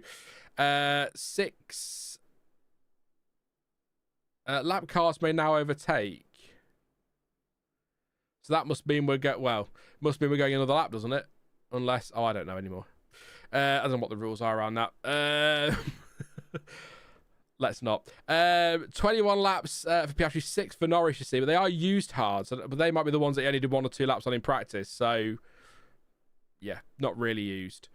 Wouldn't make sense because that's 6 laps already, yeah, and yeah, Verstappen's done 5. So whether McLaren, the problem is as a team, you want to go for the win, don't you? But when you've got to think about Piastri versus Norris for the World Championship, you can't be asking Piastri to get out of the way. Tricky.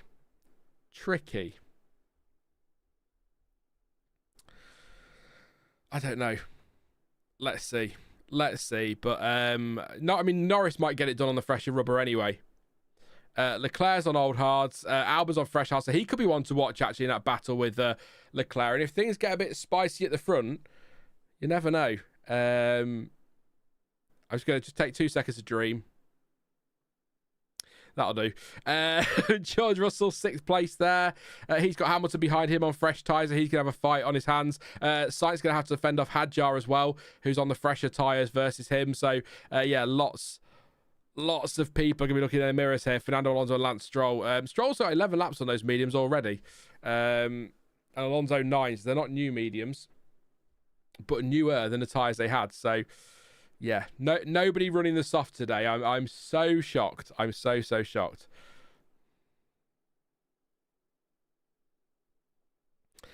Sticker Brick says they will ask Lando to not challenge because Lando won't figure out how to pass Max until next week.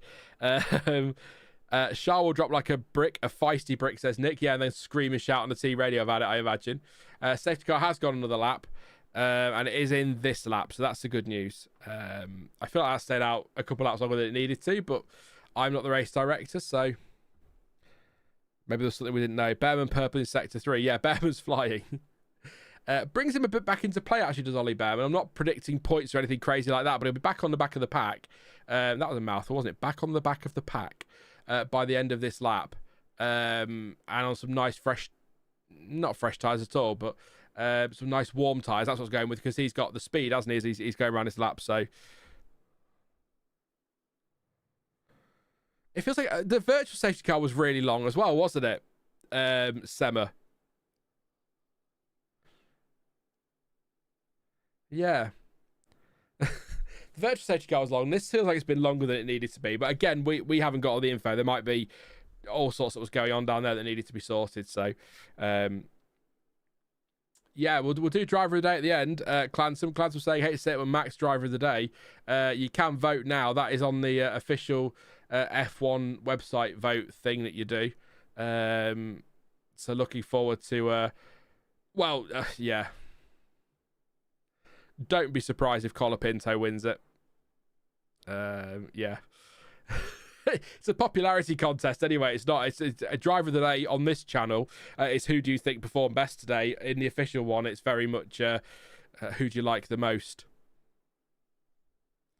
Track is clear. We are ready to go racing at Imola for 11 laps. Well, 10 laps when he gets across the line, won't it? Of hopefully absolute chaos. Here goes Verstappen. He bolts out of the first Ravazza. That is a great restart, but don't forget, it's a long run to that first chicane now, and Norris is right on the back of Oscar Piastri. How feisty is this going to get between the two McLarens as Max Verstappen immediately bursts clear of everybody? And I'll tell you what, Lando Norris has got to watch out here for Charles Leclerc, who is right behind him and has to go into the first corner. Not quite. Sean, you're not Crofty. Calm down. It didn't go for that one. Everyone pretty much line astern as they go through there. A few people pulling out and having a look. I thought Leclerc was going to go for that with a late move, but thought better of it, and Norris survives that. But Verstappen already a second clear of Oscar Piastri. He needs to take as much life out of his tyres as possible to make sure he breaks DRS. But yeah, what a start for Max Verstappen. Planted that right on the exit of the first Ravazza as Alex Albon has a go around the outside, not to get through there at Piratella of Charles Leclerc. But as I suspected, that fresh set of hard tyres on that Williams is going to give Charles Leclerc a lot of problems here. Lewis Hamilton all over George Russell as well. His former teammate, of course. This is where it's all happening at the moment. Piastri, 1.3 behind Verstappen. Norris, 7 tenths behind his teammate now.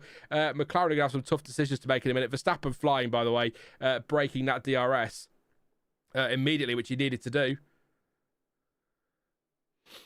Albon all over him here. This is going to be a rundown to... is DRS enabled pretty much immediately? 1 lap after, isn't it? So that'll be after this one. So, Albon, Norris, safety car infringement has been noted by the stewards. I'll keep an eye on that one. What is a safety car infringement usually? Oh, that'll be the pit lane exit, won't it? So they are looking at it. Which, if Albon was ahead, it could be a penalty for Norris. Could be a penalty for Norris. So let's not try to second guess that just yet. But that we'll see what they say.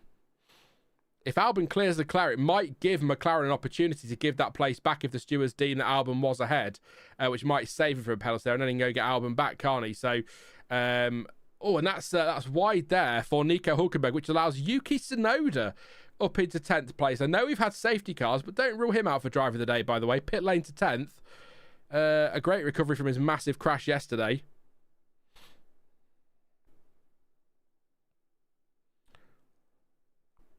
I thought I just saw some grass being kicked up, but I didn't. It's all right. I got a bit excited there. Something had happened. Albon is right behind Leclerc, 7/10 of a second.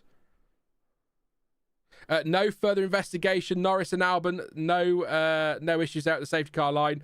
They've obviously decided that was Norris just ahead at that point. So that is sorted then. So we can forget about penalties at the moment post-race. We'll see what happens, though. Norris has DRS open, chasing down Oscar Piastri and closing. What are McLaren going to do here? How aggressive are these two going to be with each other? I mean, it's for a championship, isn't it, at the end of the day? Right now, Piastri has more to lose because he has the championship lead, but he's not going to let his teammate go easily, is he? So this could get a little bit spicy. Albon's still right behind Leclerc. Hamilton right on the back of Russell as well, by the way. Verstappen a 1:18.2, 2.5 seconds clear. I know he's got the fresher tyres, but that Red Bull clearly has better race pace, and I think even Red Bull expected it would have. That's a big surprise. Hamilton having a go. George Russell around the outside of Piratella. He's not going to get through there, but it's worth a go. If anybody pulls somebody off down there, that'll be quite spectacular, I think. Or a massive accident. One of the two. Hopefully spectacular. Not an accident, but Hamilton keen to get past. He's got the fresh tyres, don't forget. Just a reminder, Verstappen, Norris, Albon, Hamilton, Hadjar, all on fresher tyres than those ahead of them. So... or the car immediately ahead of them, so just bear that in mind. Obviously, Verstappen hasn't got anyone ahead of him, but you know what I mean. And considerably as well, by the way. I mean, Albon's tyres have done 8 laps, Leclerc's done 26. So Alex Albon here has a great shot at P4, and if anything happens ahead, he might nick a podium, but he's going to need something like these McLarens messing this up and ending up in a wall. There goes Lewis Hamilton passing George Russell into P6. What a turnaround by Ferrari as well compared to yesterday. They were nowhere yesterday, 11th and 12th place. In fact, I believe Charles Leclerc said we are P nowhere. So even creating their own their own grid positions in the end, that's how bad they were. But yeah, they're up there now in 4th and 6th for now. Team head on. Leclerc needs to keep Albon at bay as long as possible, doesn't he? Allow Hamilton to close in. It's surely what you're doing at Ferrari. Just tell him to defend hard.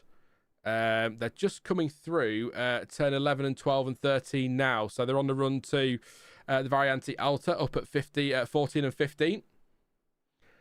Where Tsunoda had his big crash in, I think it was quali, wasn't it?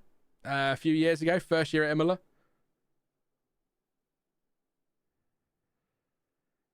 Harry Benjamin just making the point there that every point matters in a World Championship fight when we get to check a flag in Abu Dhabi. This is the thing, isn't it? Piastri can't just leap out of the way. He's going to fight hard here. He's going to fight hard. DRS for Norris. He's closer. Half a second between them. It's quite a long run to that first chicane. Norris is going to have a go here. He's getting closer. He's getting closer. Piastri's covered the inside. Norris to the outside. Piastri will run in wide. And he does try and run in wide, but just gets through. Lando Norris into second place. But Piastri is still right behind him. And we'll come back at him into Villeneuve. But Norris has that position all sewn up on those fresher tyres. And that is Norris through into... second place, and Oscar Piastri is going to feel a bit hard done by today by those safety cars, isn't he? Unfortunately, but yeah, he is still third, championship leader. He'll still be 13 points clear of Lando Norris come the end of this one, I think. Yes, he will be when he's 16 at the moment, so take 3 off that. Yeah, 13. Verstappen closes in as well, so a 10-point swing towards Verstappen in the battle with Piastri there.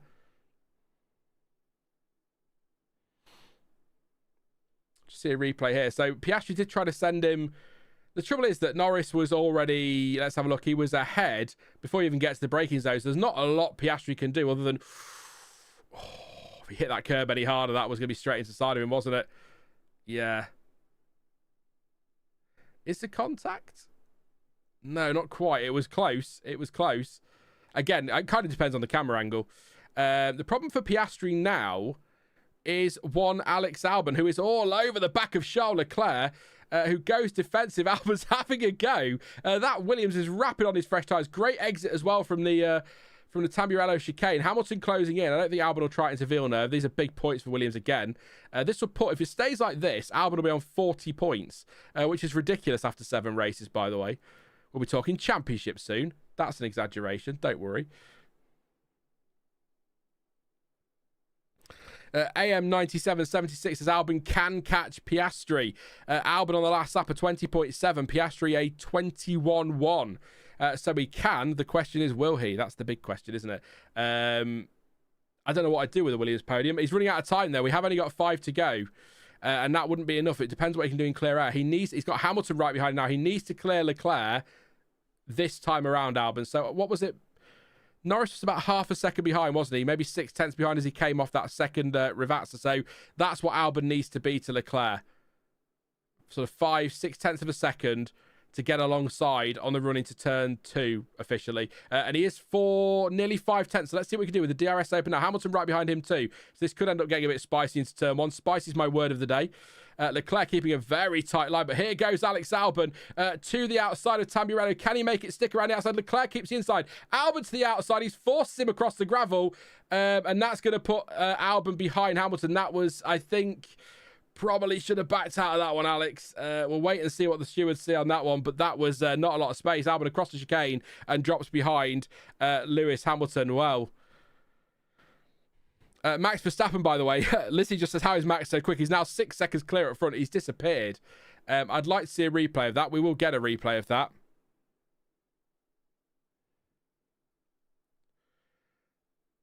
So Albon goes around the outside. He's got ahead of Leclerc before we get there. They're side by side. Yeah, I don't think Leclerc's shoved him out there. I would say they're side by side. Let's see what the stewards think of that one. What do you think, chat? Difficult to know who's ahead at the apex, but Albon was definitely well alongside. But he is on the outside there, isn't he? So, but then it's the inside for the next corner. So,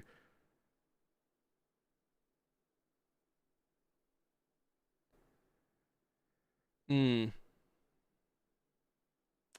what the stewards say. That does need to be looked at. Whether or not they'll give it. Now they're going to have to swap the Ferraris here. They have to swap them. But yeah, has Albon damaged his car at all? That's the other concern, isn't it? And they are going to swap the position. There goes Hamilton through. They're not going to swap. Hamilton's got through, but Leclerc didn't fight it too hard. Yeah, the thing is, though, and this is the problem with the penalty system in F1. I get it, but the problem for Albon now is even if you give Leclerc a 5-second penalty, he's still going to be 5th place Albon, whereas he could have had a go at Piastri. Unlikely to have a go at Piastri, but he could have had a go at Piastri, and that cost him. So Albon is right on the back of Leclerc now, so he's going to be angry. Where's he going to have a go? Yeah, I think they've got to look at that, the stewards. It's difficult to really, they talk about the rule book all the time, and you need to be this far ahead and that far ahead, and your left nostril needs to be 3 feet to the right of the other guy's backside or whatever, and we don't really know what the racing rules are one weekend to the next, do we? They seem to change depending on the circuit, which I think they need to do because every track's different. But yeah, I'd be surprised if that's not looked at by the stewards at the very least. They have noted it, so, and that's the trouble, isn't it? So yeah, 5 seconds for Leclerc. Yes, it promotes Albon to 5th, where he's probably going to end up anyway because he's got the speed, but it doesn't help him now because he's fallen behind Hamilton and won't be able to have a go at Piastri.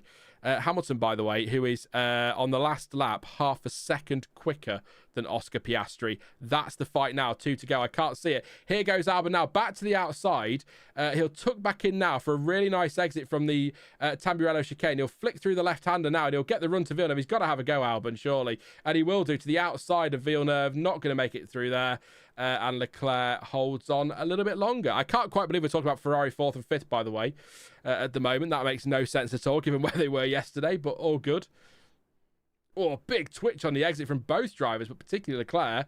Is he going to have a go in Piratella, Albon? He is not at all.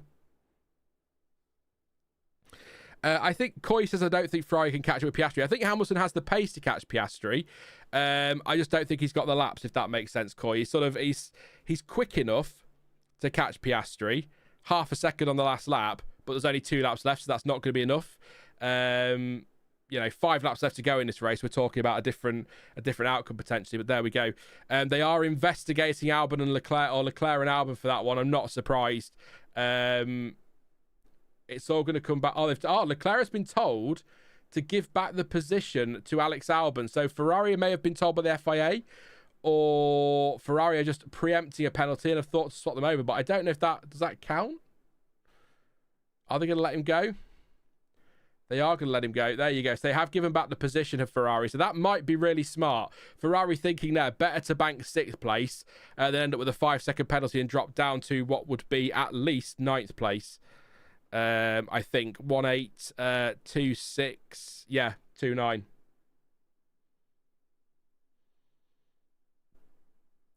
Leclerc complaining about that decision.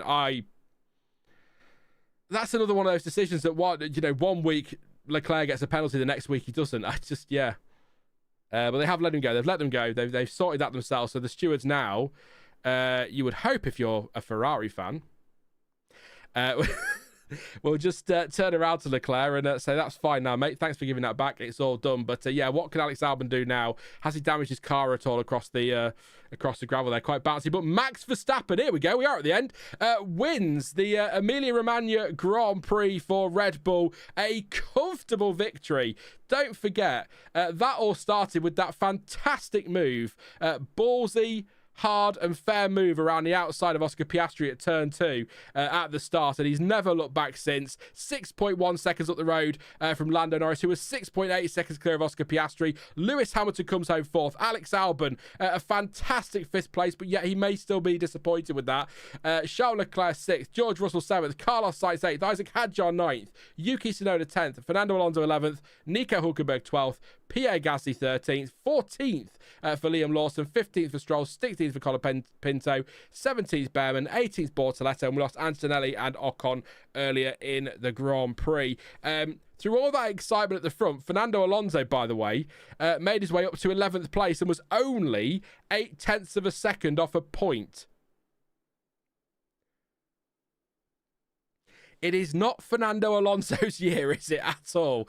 He cannot catch a break. And then when he does with an extra safety car, he still just misses out on a point. So there we go. And that is, unless the stewards do take any further action on Charles Leclerc or anything comes to light in scrutineering, I think that's everything sorted. And that is your finishing order. Because, of course, the Norris and Albon one was cleared by the stewards. The stewards now need to decide whether giving that place back. Max Verstappen got driver of the day. There you go. We'll do our driver of the day shortly.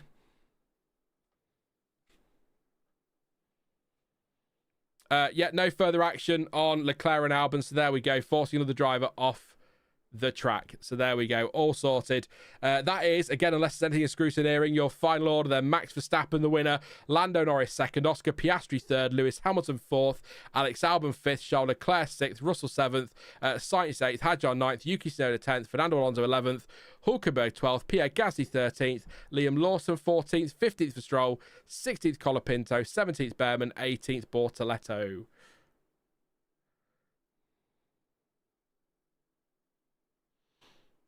There we go.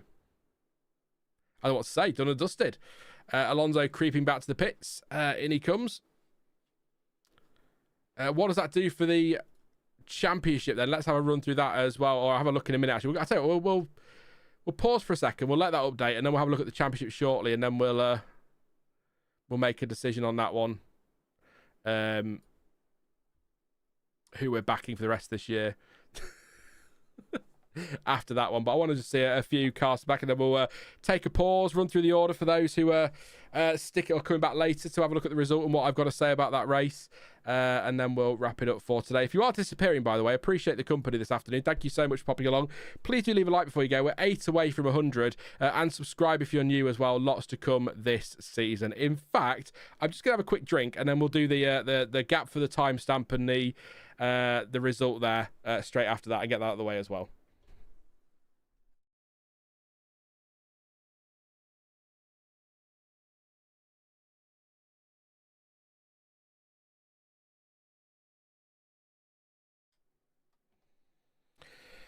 Here we go then.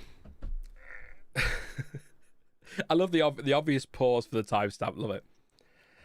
Max Verstappen has won the 2025 Emilia-Romagna Grand Prix at Imola, his second win of the season, and that has tightened up the championship very nicely indeed. He beat Lando Norris to the win, who was second place, and Oscar Piastri third. Max Verstappen with a great move around the outside of Piastri on the opening lap at turn 2 to take the lead. And he never really looked back from there, did he? A couple of safety cars, one virtual and one full safety car, may have scuppered his afternoon, but that didn't happen at all. A cracking performance from Verstappen, driver of the day officially as well. So great stuff. 6.1 clear of Norris as well in the end. So pretty comfortable. Piastri, little bit beaten by the safety car there, or compromised by it, but a decent result to end up third in the end. But he will be disappointed, of course. His Championship League cut a little bit by this. We'll have a look at the standings in just a moment.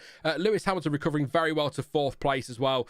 Great stuff from him, with Alex Albon in a fantastic fifth place. Like I said, with the cars going over the line, he may be disappointed with that, given that he could have been fourth without the incident with Leclerc, which the stewards have cleared after Leclerc gave the position back. But it's still a fantastic drive for fifth place, and 40 points.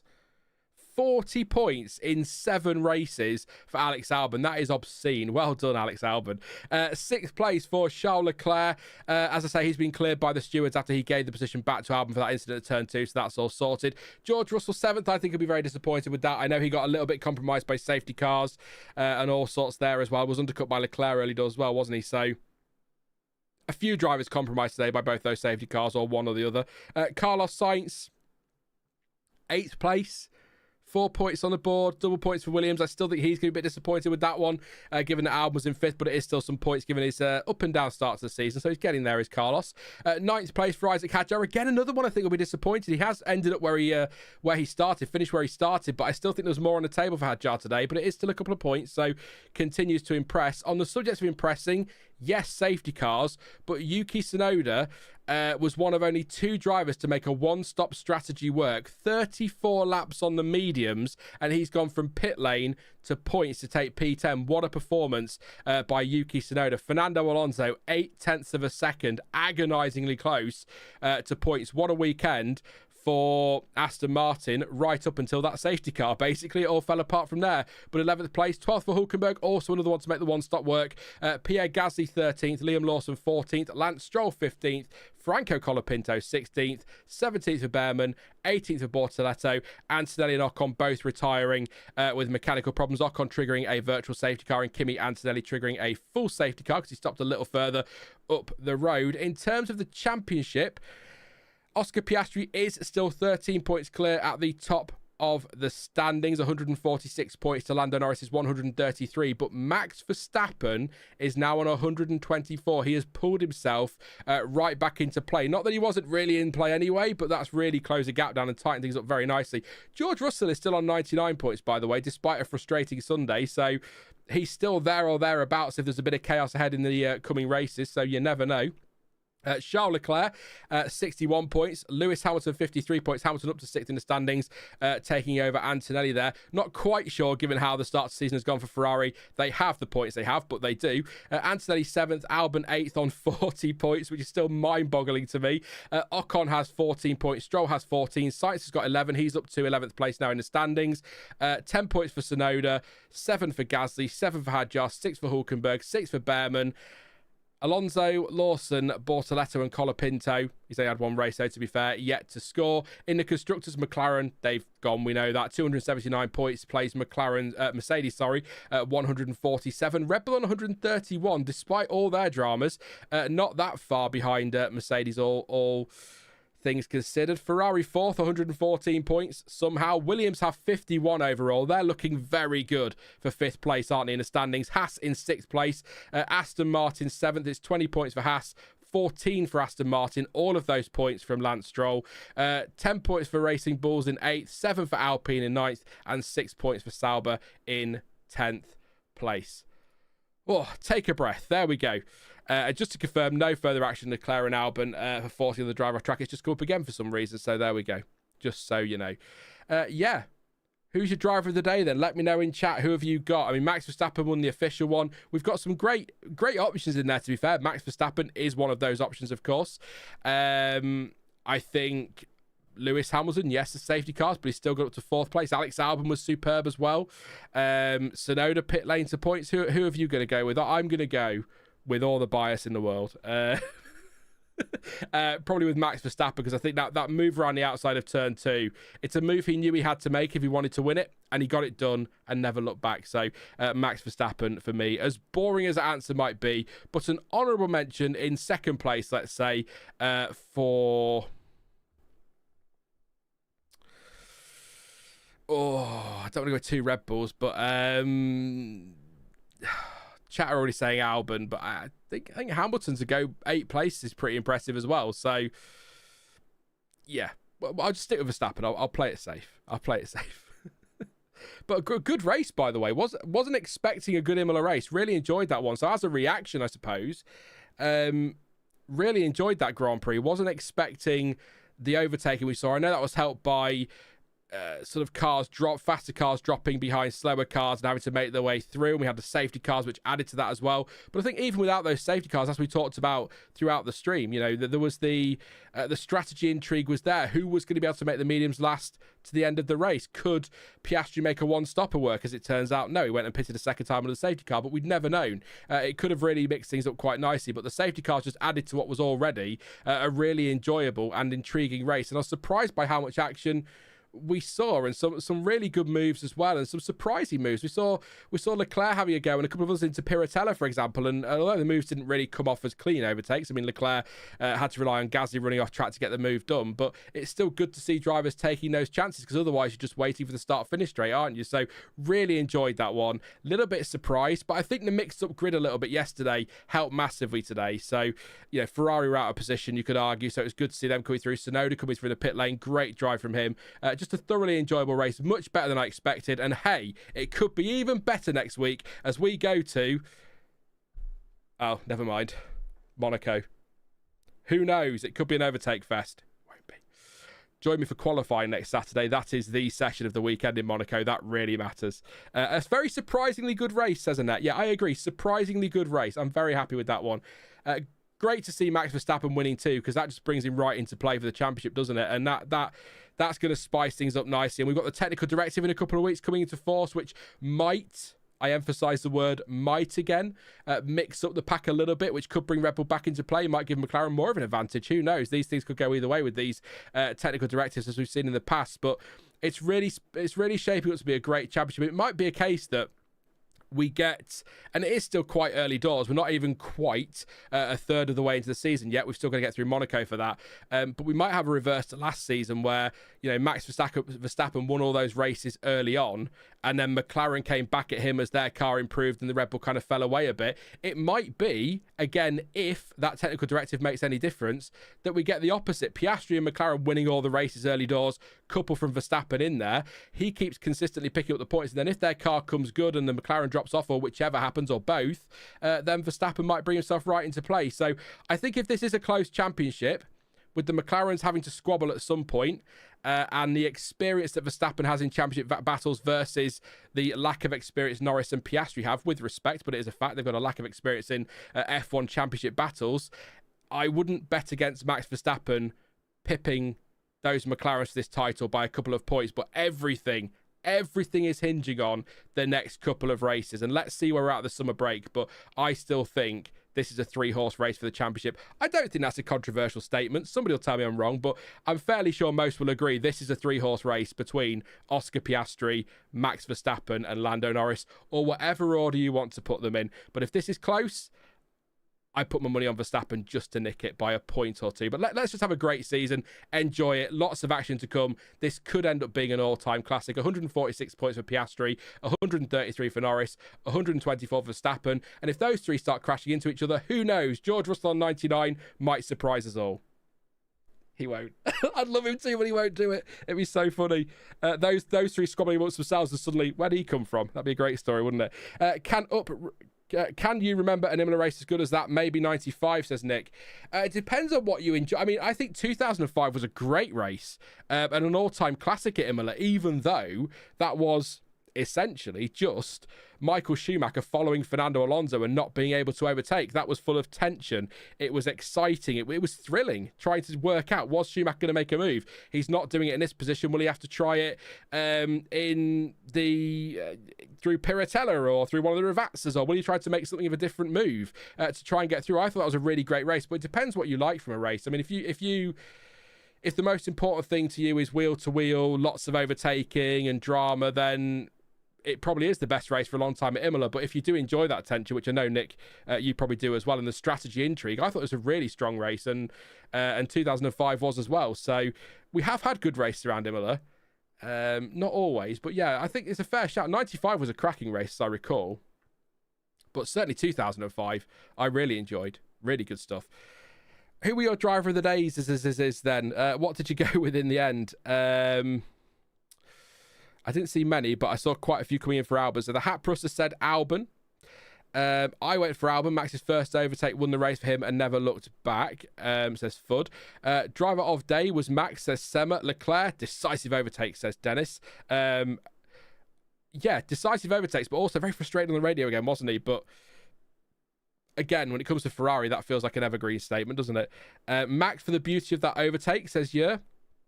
It's not. Can we count it as a double overtake?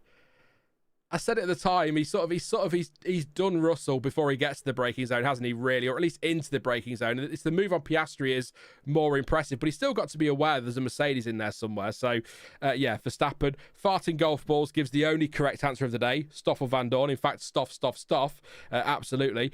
Pascal says driver of the day: Hamilton, Albon, and honourable mention for Hulkenberg. P12 is a good result today, so good for them. Williams is now only 2 points behind their total points for the previous 3 years combined, says Mark. You lie. Is that true? That's really impressive. I believe you, Mark. I'm only playing. That's yeah, wow. 51 points to 53, so they're nearly there. Albon gone alone has nearly as many points as the past 2 years for Williams. That's crazy. What a leap forward they've taken. We talked about this the other week, didn't we? The job that James Vowles is doing and the drivers as well. So great stuff. Nick says Verstappen. Dennis says Hamilton was stuck behind Antonelli for too long. That's a good point, actually. Yeah.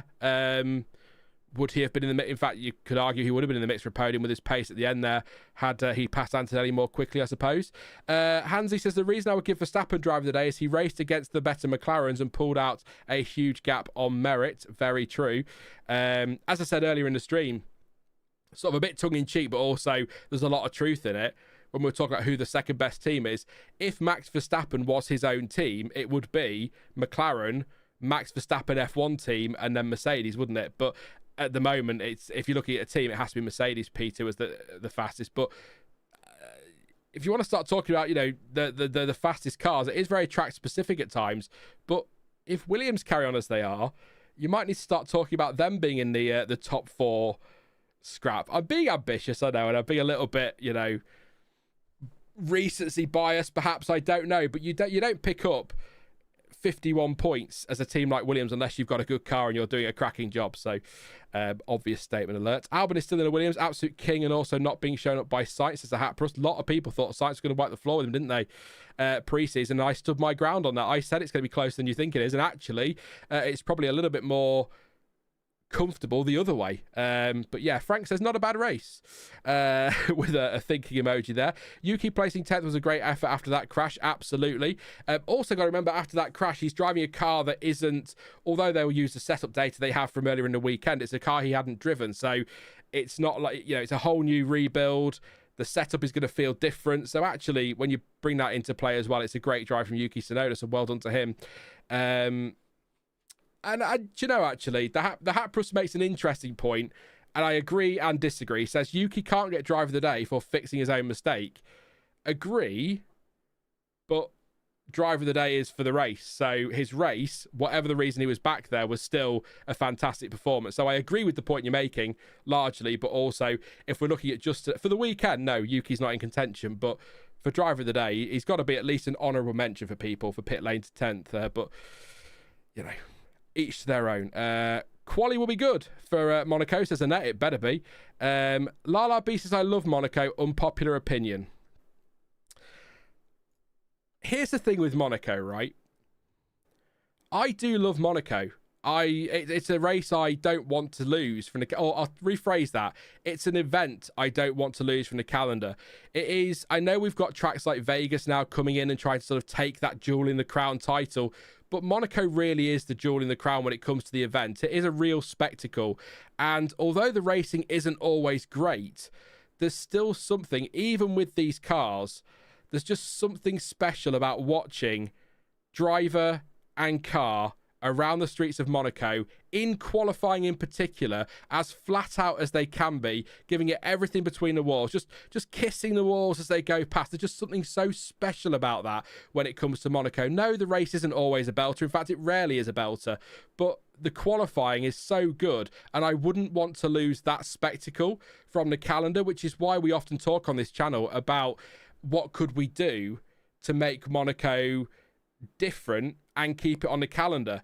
The problem is it's very difficult to do that in a World Championship, because then you're sort of moving the goalpost. You're bringing the sprints in, for example, not for Monaco, but in general, they do shift the goalposts a little bit on a race weekend, but not enough to disturb the race itself, if you like. But I think with Monaco, you'd need to do something more drastic than that. That's why I'm not really sold on this mandatory 2 stops, because as I've said before, all you're doing is driving slowly to look after your tyres. Then when the guy behind pits, you absolutely floor it around the pit stops.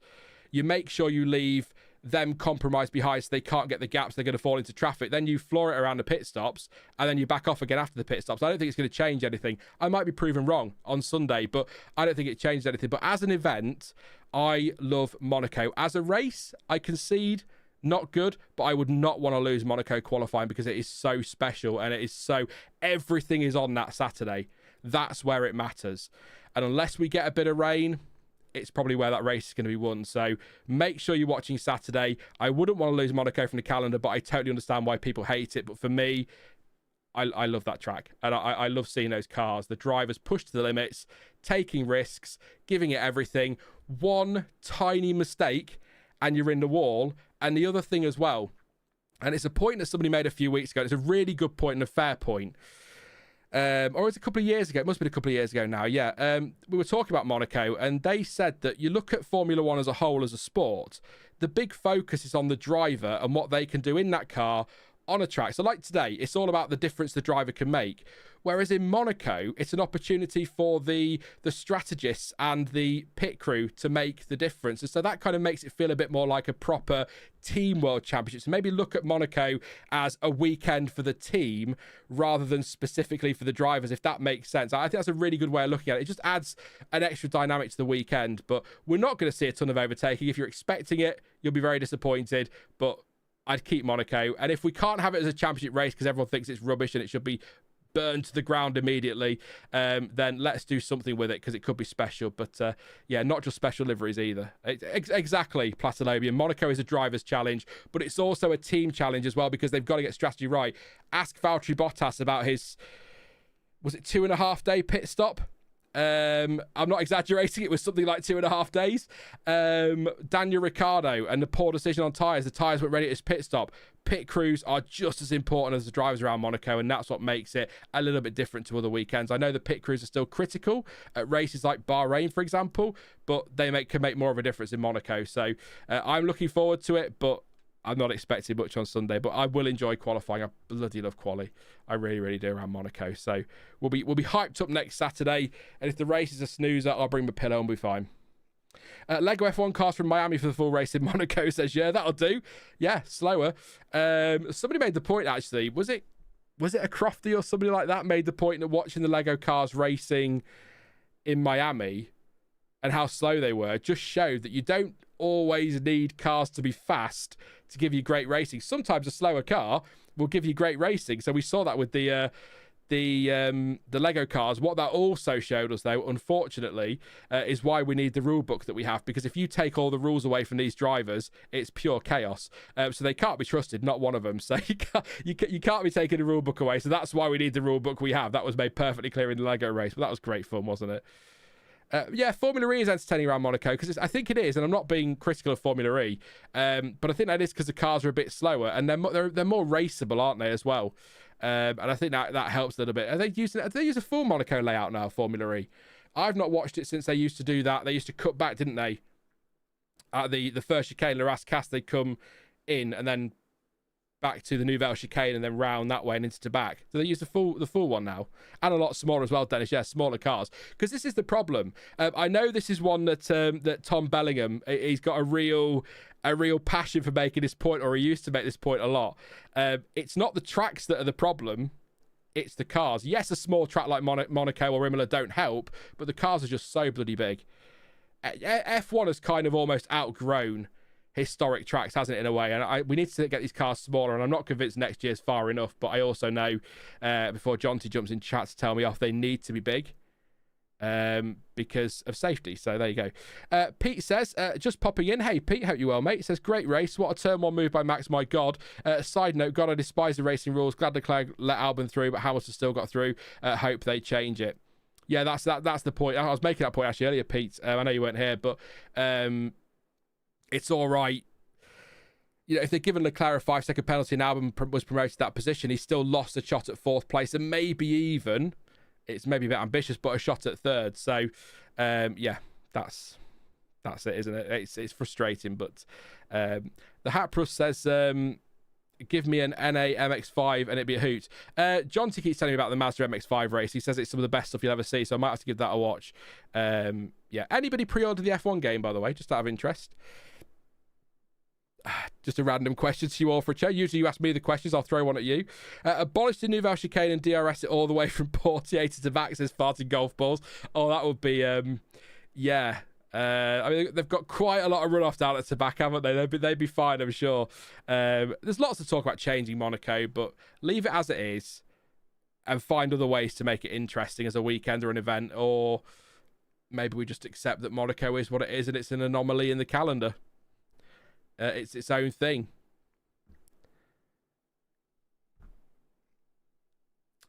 I'm moving away from my apartment, so I might have the room to start sim racing again, says Pete. That would be nice, mate. Hopefully you can get that sorted. Dennis says never pre-order. I always pre-order games that I like. So, like for example, and I've been bitten before. Of course, everyone gets bitten who pre-orders. But if like a Fallout comes out or a farming simulator, leave me alone. I will pre-order that sort of thing, but something like a FIFA or whatever they call it now, or an F1, I probably won't, because I kind of feel like now with those sorts of games, the yearly sports titles, you could probably wait for a sale anyway, because they're not massive differences year to year, are they? That's the problem. It's all right overhauling my team or giving you a new career mode in FC or whatever, but it's not that much different, is it? It's still football and Formula One, so wait for a sale and get them cheap. But there are things that I will always pre-order. Pete saying naively pre-ordering Elder Scrolls 6. My other half will, yeah. I've not really played Elder Scrolls, but yeah, that's the sort of game. I pre-ordered Starfield. I'd never do that again. Starfield 2 could do one. Do you ever put money on betting the championship? How did you bet for 25? I don't. I've not placed a bet. I've probably placed in my life like 3 bets. One was at school, which they won't call a bet, but it was a bet on like the Grand National, where everyone put £1 in, which is still a bet. They'll call it a sweepstake, but it's still a bet, isn't it? Effectively. So I bet on the Grand National a couple of times, and then I did a bet. It was the Euros one year, and I can't remember who was playing. I know it was Belgium, and they were playing someone, and I bet that they would come from 1-0 down to win 3-1, and I won like 180 quid or something like that, and I was like, and I've never bet since. That's it. I won. We don't need to do it again. I would have bet. I got some nice money out of it. There you go. Sorted. I won't do it again because that feels like a slippery slope for me. I've got a bit of an addictive personality. So once it's fine. I won. I don't need to do it anymore. It's fine. Do you ever... I've answered that one. It's too expensive for pre-order. It's getting worse. I'm looking at the chat. I bet there's quite a few in there that might be pre-ordering a certain Grand Theft Auto next year when that becomes a thing. I'm fairly certain of that. We'll all go, don't pre-order, and then we'll all go, oh, that's the exception now, isn't it? So I'm 16. I've never bet other than sweepstakes on the Melbourne Cup, says Annette. I don't know how you feel, Annette, but I'm not. It's not something I feel the need to do. But the couple of times that I had that the biggish win on the Belgian result, and I was like, I've kind of quit while you're ahead. So it's never really appealed. Although, if you remember the story, this was last year, wasn't it? I think it was Spa. I was debating putting like 20 quid on George Russell to win, and his odds were obscene. I think I'd have got like it was 50 quid. I was going to put 50 quid in it. I think the return would have been like £1,200 because he was so far back and had no chance of winning. And he did. And they would have paid out on that as well because that's the result when they crossed the line. So I kind of was like, I'd have placed a second bet and won it.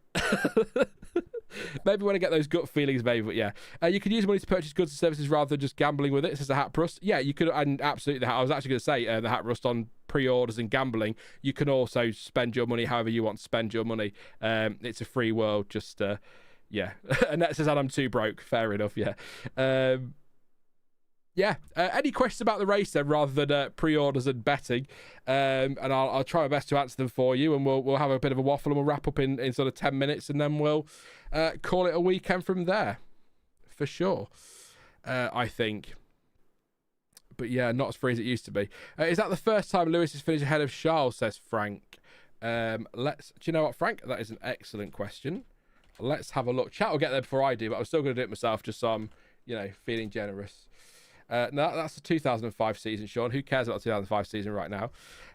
So, Lewis Hamilton's results this year. 10th, 7th, 5th, 7th, 8th, 4th. Leclerc, 8th, 4th. It is, yes, it is. He beat him in the sprint, didn't he, Lewis Hamilton, because he won the sprint. But they're both disqualified from China, so that doesn't count for anything. So, yeah, it is the first time Lewis Hamilton has beat Charles Leclerc in race trim, and the first time he's beat him at all, I think. So Leclerc finished 5th and was disqualified. Hamilton was 6th, yeah, so that is the first time this season, so there you go.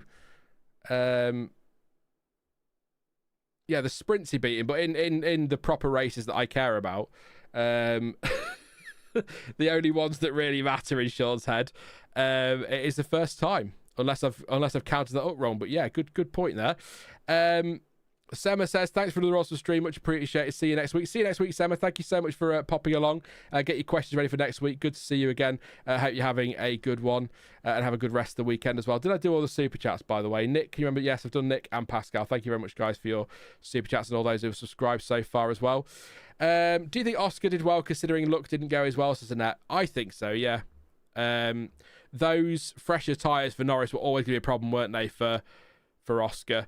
And I think helped a little bit by the squabbling between Albon and Leclerc, which sort of kept the Ferraris at bay a little bit longer. I think Hamilton may, with a couple more laps, have had the pace to catch him. It's all ifs and buts, of course, but I think, yeah, overall, given how things didn't really go his way today, he did a great job to end up P3. And again, it's championship leader. He's got more to lose, so he could have given it everything in that first corner battle with Norris. He gave him a fight, but he could have very easily gone steaming in and caused a crash, and then Verstappen gets 25 points and McLaren's get nothing, and it all falls apart, doesn't it? So I think I don't like the whole. Well, I do like it because it's a great part of Formula One, but Alain Prost used to do it a lot, didn't he? Think of the championship, the bigger picture. So, bank P3. You haven't got the tyres. The luck hasn't gone your way. Take those 15 points. Yes, you're losing 3 points to your teammate, but Monaco next week, he's clearly quick Piastri. He clearly seems to have a great handle on that car. And I think at the moment, of the two McLaren drivers, he has the edge, and it's not necessarily just a pace thing. I'm talking about across a weekend. We're not seeing the mistakes from Piastri that we're seeing from Norris, and when it matters, Piastri seems to be able, particularly in qualifying, to get it done. So bank those points now. It was the right thing to do. Luck wasn't going your way. Minimal damage in the championship. Bounce back in Monaco. Spain as well follows, and try and build that gap back up again. The problem for Piastri is what's Verstappen going to do? That's the big question, I think, Annette. Fighting through the field was rough on his tyres. Those fighting through the field will have cost him on tyres, his tyre wear, which is then going to hamper him in his fight with Norris. He couldn't really pit under that final safety car, and it was worth staying out because, as it turns out, worst case scenario was third, best case was probably second. So it made sense to stay out and give it a go. But I think, all things considered, he did a good job today, Piastri. But I'm a bit frustrated for him, and I'm sure he's frustrated too. Not that he'll show it. I think how long the season is, not race or even series of races, is determinative. I couldn't say that then, unless or until someone gets points. But for like Max had last year, it's going to be a toss-up. Yeah, it's going to ebb and flow, isn't it, across the weekends. Yuki's going to lose his seat at Red Bull for sure, says Kevin. Maybe for next year. I don't see Red Bull making a change mid-season again. I think Tsunoda, in fact, actually, how Marco has said as much. I think he'll see the season out. But with the Honda deal coming to an end, he's not at this stage setting the world alight. Yes, a great recovery today considering his crash in qualifying, but he's not getting to grips with that car as much as maybe they'd hoped, although he is doing better than Lawson was doing. Though Lawson only got 2 races, so who knows where Lawson would have been by this point of the season in that car. Who knows? It's a tricky car to drive. Give him to the end of the season, see where he's at. He's not really a Red Bull junior. He's a Honda junior, so they're not really losing anything if they do decide to let him go. Hadjar, let him have the full season, at least. For God's sake, Red Bull.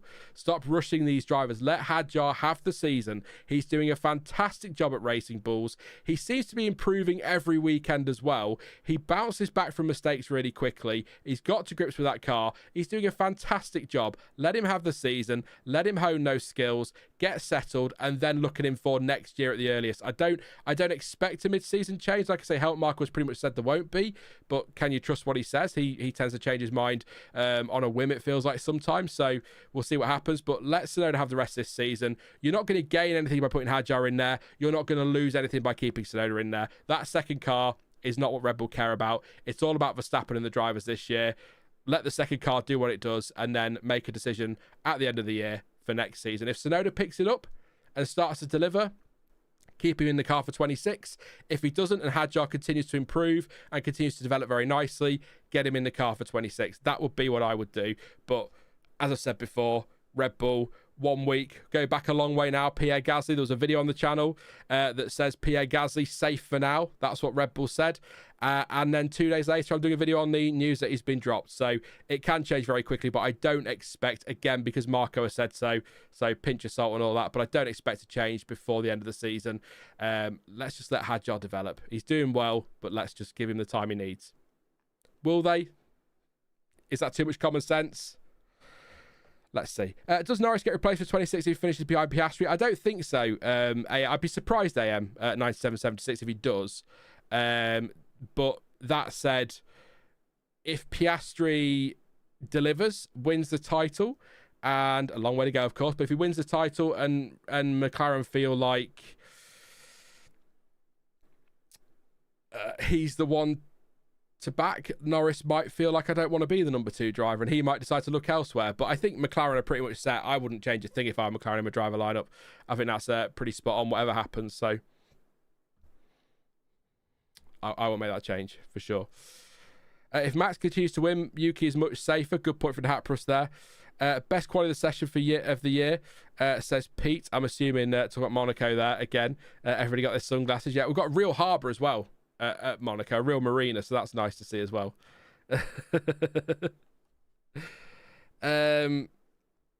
Hadjar's driving really well, says Kevin. He absolutely is. Do you think Lawson will see out the rest of the season? Remember Nick Debris.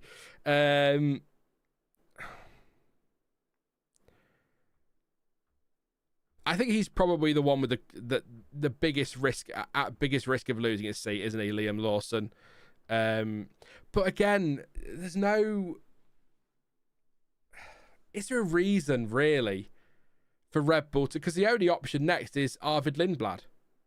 So you're rushing another young driver through. Let him have his season. He's did a good job in F2. He had a good weekend in Lindblad in F2. Let him have that season. Let him develop, and then pick him up for next year if you want to make that change. But I just leave the lineups as they are, and then assess the driver market at the end of the season, because there's no point chopping and changing. The other problem as well for Red Bull, don't forget, and this is really important to remember, you don't want to go ditching Tsunoda and dropping Lawson and rushing through Lindblad and messing around with Hadjar, because if, and it's still a massive if Max Verstappen turns around in 4 races time and says I'm leaving at the end of the year, they are screwed. Absolutely screwed, because they've not got anybody to step in that car. So they need to keep Tsunoda in there and hope he comes good. They need to give Hadjar the time to develop. They need to give Lindblad the time in F2 to develop, because they may need them a lot more quickly than they thought they were going to need them. I'm not convinced Verstappen will go anywhere, but you never know, and Red Bull need to be prepared for that, something they have not done since Daniel Ricciardo left. They've put all their eggs in Max Verstappen, which sounds really wrong, doesn't it? But you know what I mean. They've put all their eggs in the Max Verstappen basket, and they're now seeing that they are in trouble if he leaves. And, without Max Verstappen, Red Bull are 1, 2, 3, 4, 5, 6th best team at best right now without Max Verstappen. They need to give these drivers time. They've got to try and get them to come good. Otherwise, they're going to be in trouble. They also need Max Verstappen to confirm either way very soon, because the driver market will soon close up, won't it? With Cadillac coming in and snatching drivers and other teams signing things up. So, yeah. It's an obvious statement, I know, but they've got to be careful, because if they lose Max, they're in big trouble. Big trouble. But yeah, endurance racing is a good shout, Pete. I think he fancies Le Mans, doesn't he? He said he'd quite like to do that. There are others, of course, he'd like to do, I'm sure. But Max is a racer. If he doesn't race in F1, he'll race somewhere. I can't imagine. I mean, he's still relatively young, isn't he? But I can't see him going away into retirement and putting his feet up and, becoming a beekeeper like Sebastian Vettel has to a point, and being with his family. I think Max Verstappen will go racing, whether it's Formula One or somewhere else. So yeah. Did Ferrari focus too much on Schumacher? ? I can't say too much, because that would make me a hypocrite, Nick. I was quite happy by that level. But when he left, they got quite not lucky. But we had a Kimi Raikkonen, didn't we, around at that point? A young Kimi Raikkonen who was the next big thing. He jumped in that car, won the championship in 2007, partly because McLaren were tripping over themselves. Could happen again this year, of course. But he won the championship, so it's hard to say they focused too much on him. But really, since then, yes, they won the Constructors in 2008. Circumstances allow for that, of course, with disqualifications and things, let's say. But they've not really done anything since. But if you put all your eggs in one basket, if that basket then leaves, this analogy is not working anymore. If that basket then grows legs and leaves, you're in a mess. So what Red Bull need is an equivalent to a Kimi Raikkonen, the next big thing, to be somewhere, maybe in a McLaren, perhaps an Australian, who knows, who maybe they could pick up if he's available to replace Max Verstappen. But who is there really that's going to switch? Would you go to Red Bull right now if you are a Norris or a Piastri, or Leclerc might, or Hamilton might, or a Russell or an Antonelli? Would you go there now? I don't think I would. If a basket grows legs and leaves, it's a tree, says the Haprust. I think that's where we need to leave this stream. I think I've cracked. Benetton focused too much on Schumacher, and it worked until he left. And then, not that Gerhard Berger and Jean Lacey were bad drivers, but that's what they were left with when he went. And that team, as the Enstone team, didn't win a title till 2005 as Renault, did they? So, yeah. We are getting 11th team. I'm very excited for the 11th team next year. Cadillac.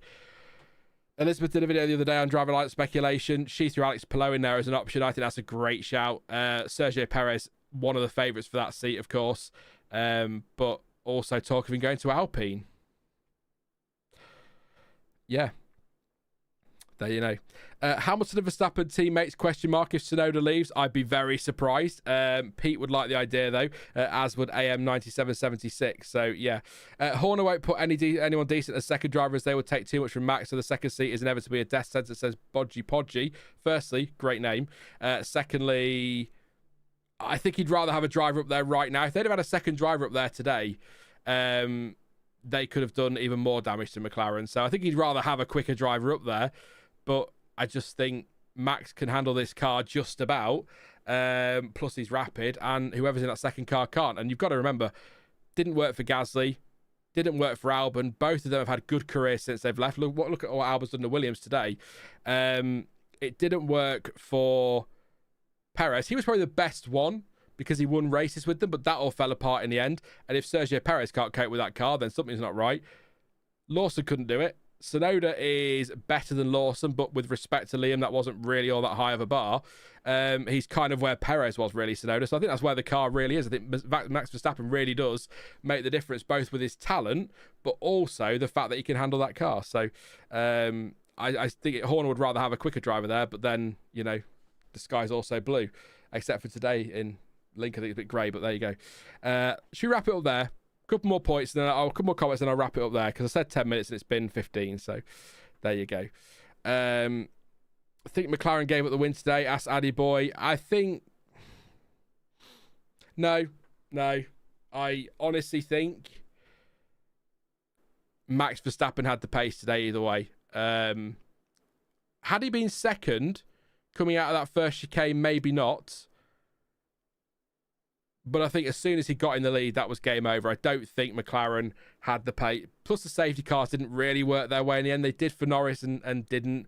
It all kind of worked nicely for Verstappen. He got the look as well today when it fell his way too. So, great drive. He had the speed. I don't think it's one of those where McLaren threw it away, in my opinion. But yeah. What's the next F1 race you plan to attend in person? No idea, to be honest. I've not been to a race since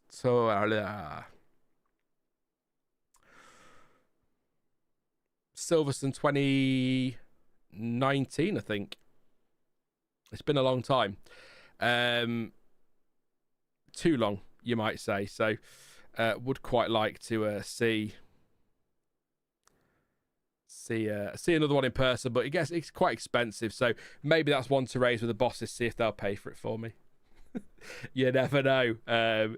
I suspect I do, but you never know the answer. Let me go to a race, please. But we will wrap it up there. Thank you so much for tuning in. Please do leave a like before you go, and subscribe if you are new. Lots to come over the next few days and weeks and months and hopefully years. That's the plan anyway. We will have a short from Thomas. Will either be out this evening or first thing tomorrow. Depends on how things are going. And then there'll be something out Tuesday, either a short or a video, then another short on Wednesday. Preview on Thursday, of course, for the Monaco Grand Prix, and then we'll be live all weekend again, qualifying and the race. So plenty to come, and then we go straight into Spain. So it's just non-stop, and then we've got a week off. Then it's Canada, then a week off. Then we've got Austria and Silverstone, and then for some reason 2 or 3 weeks off, and then we get back-to-back Belgium and Hungary, and then another 3 weeks off for the summer. So, you know, F1 being F1 for some reason. So yeah, likes and subs greatly appreciated. 111 likes, by the way, so thank you for getting us over that one. So please do drop another if you haven't already. Subscribe, all of that usual stuff. I'm going to go away now, turn the fan on because it's a bit warm, have a drink, and start work on the next thing. But as ever, thank you for watching. I've been Sean. This has been the F1 Word, and until next time, goodbye.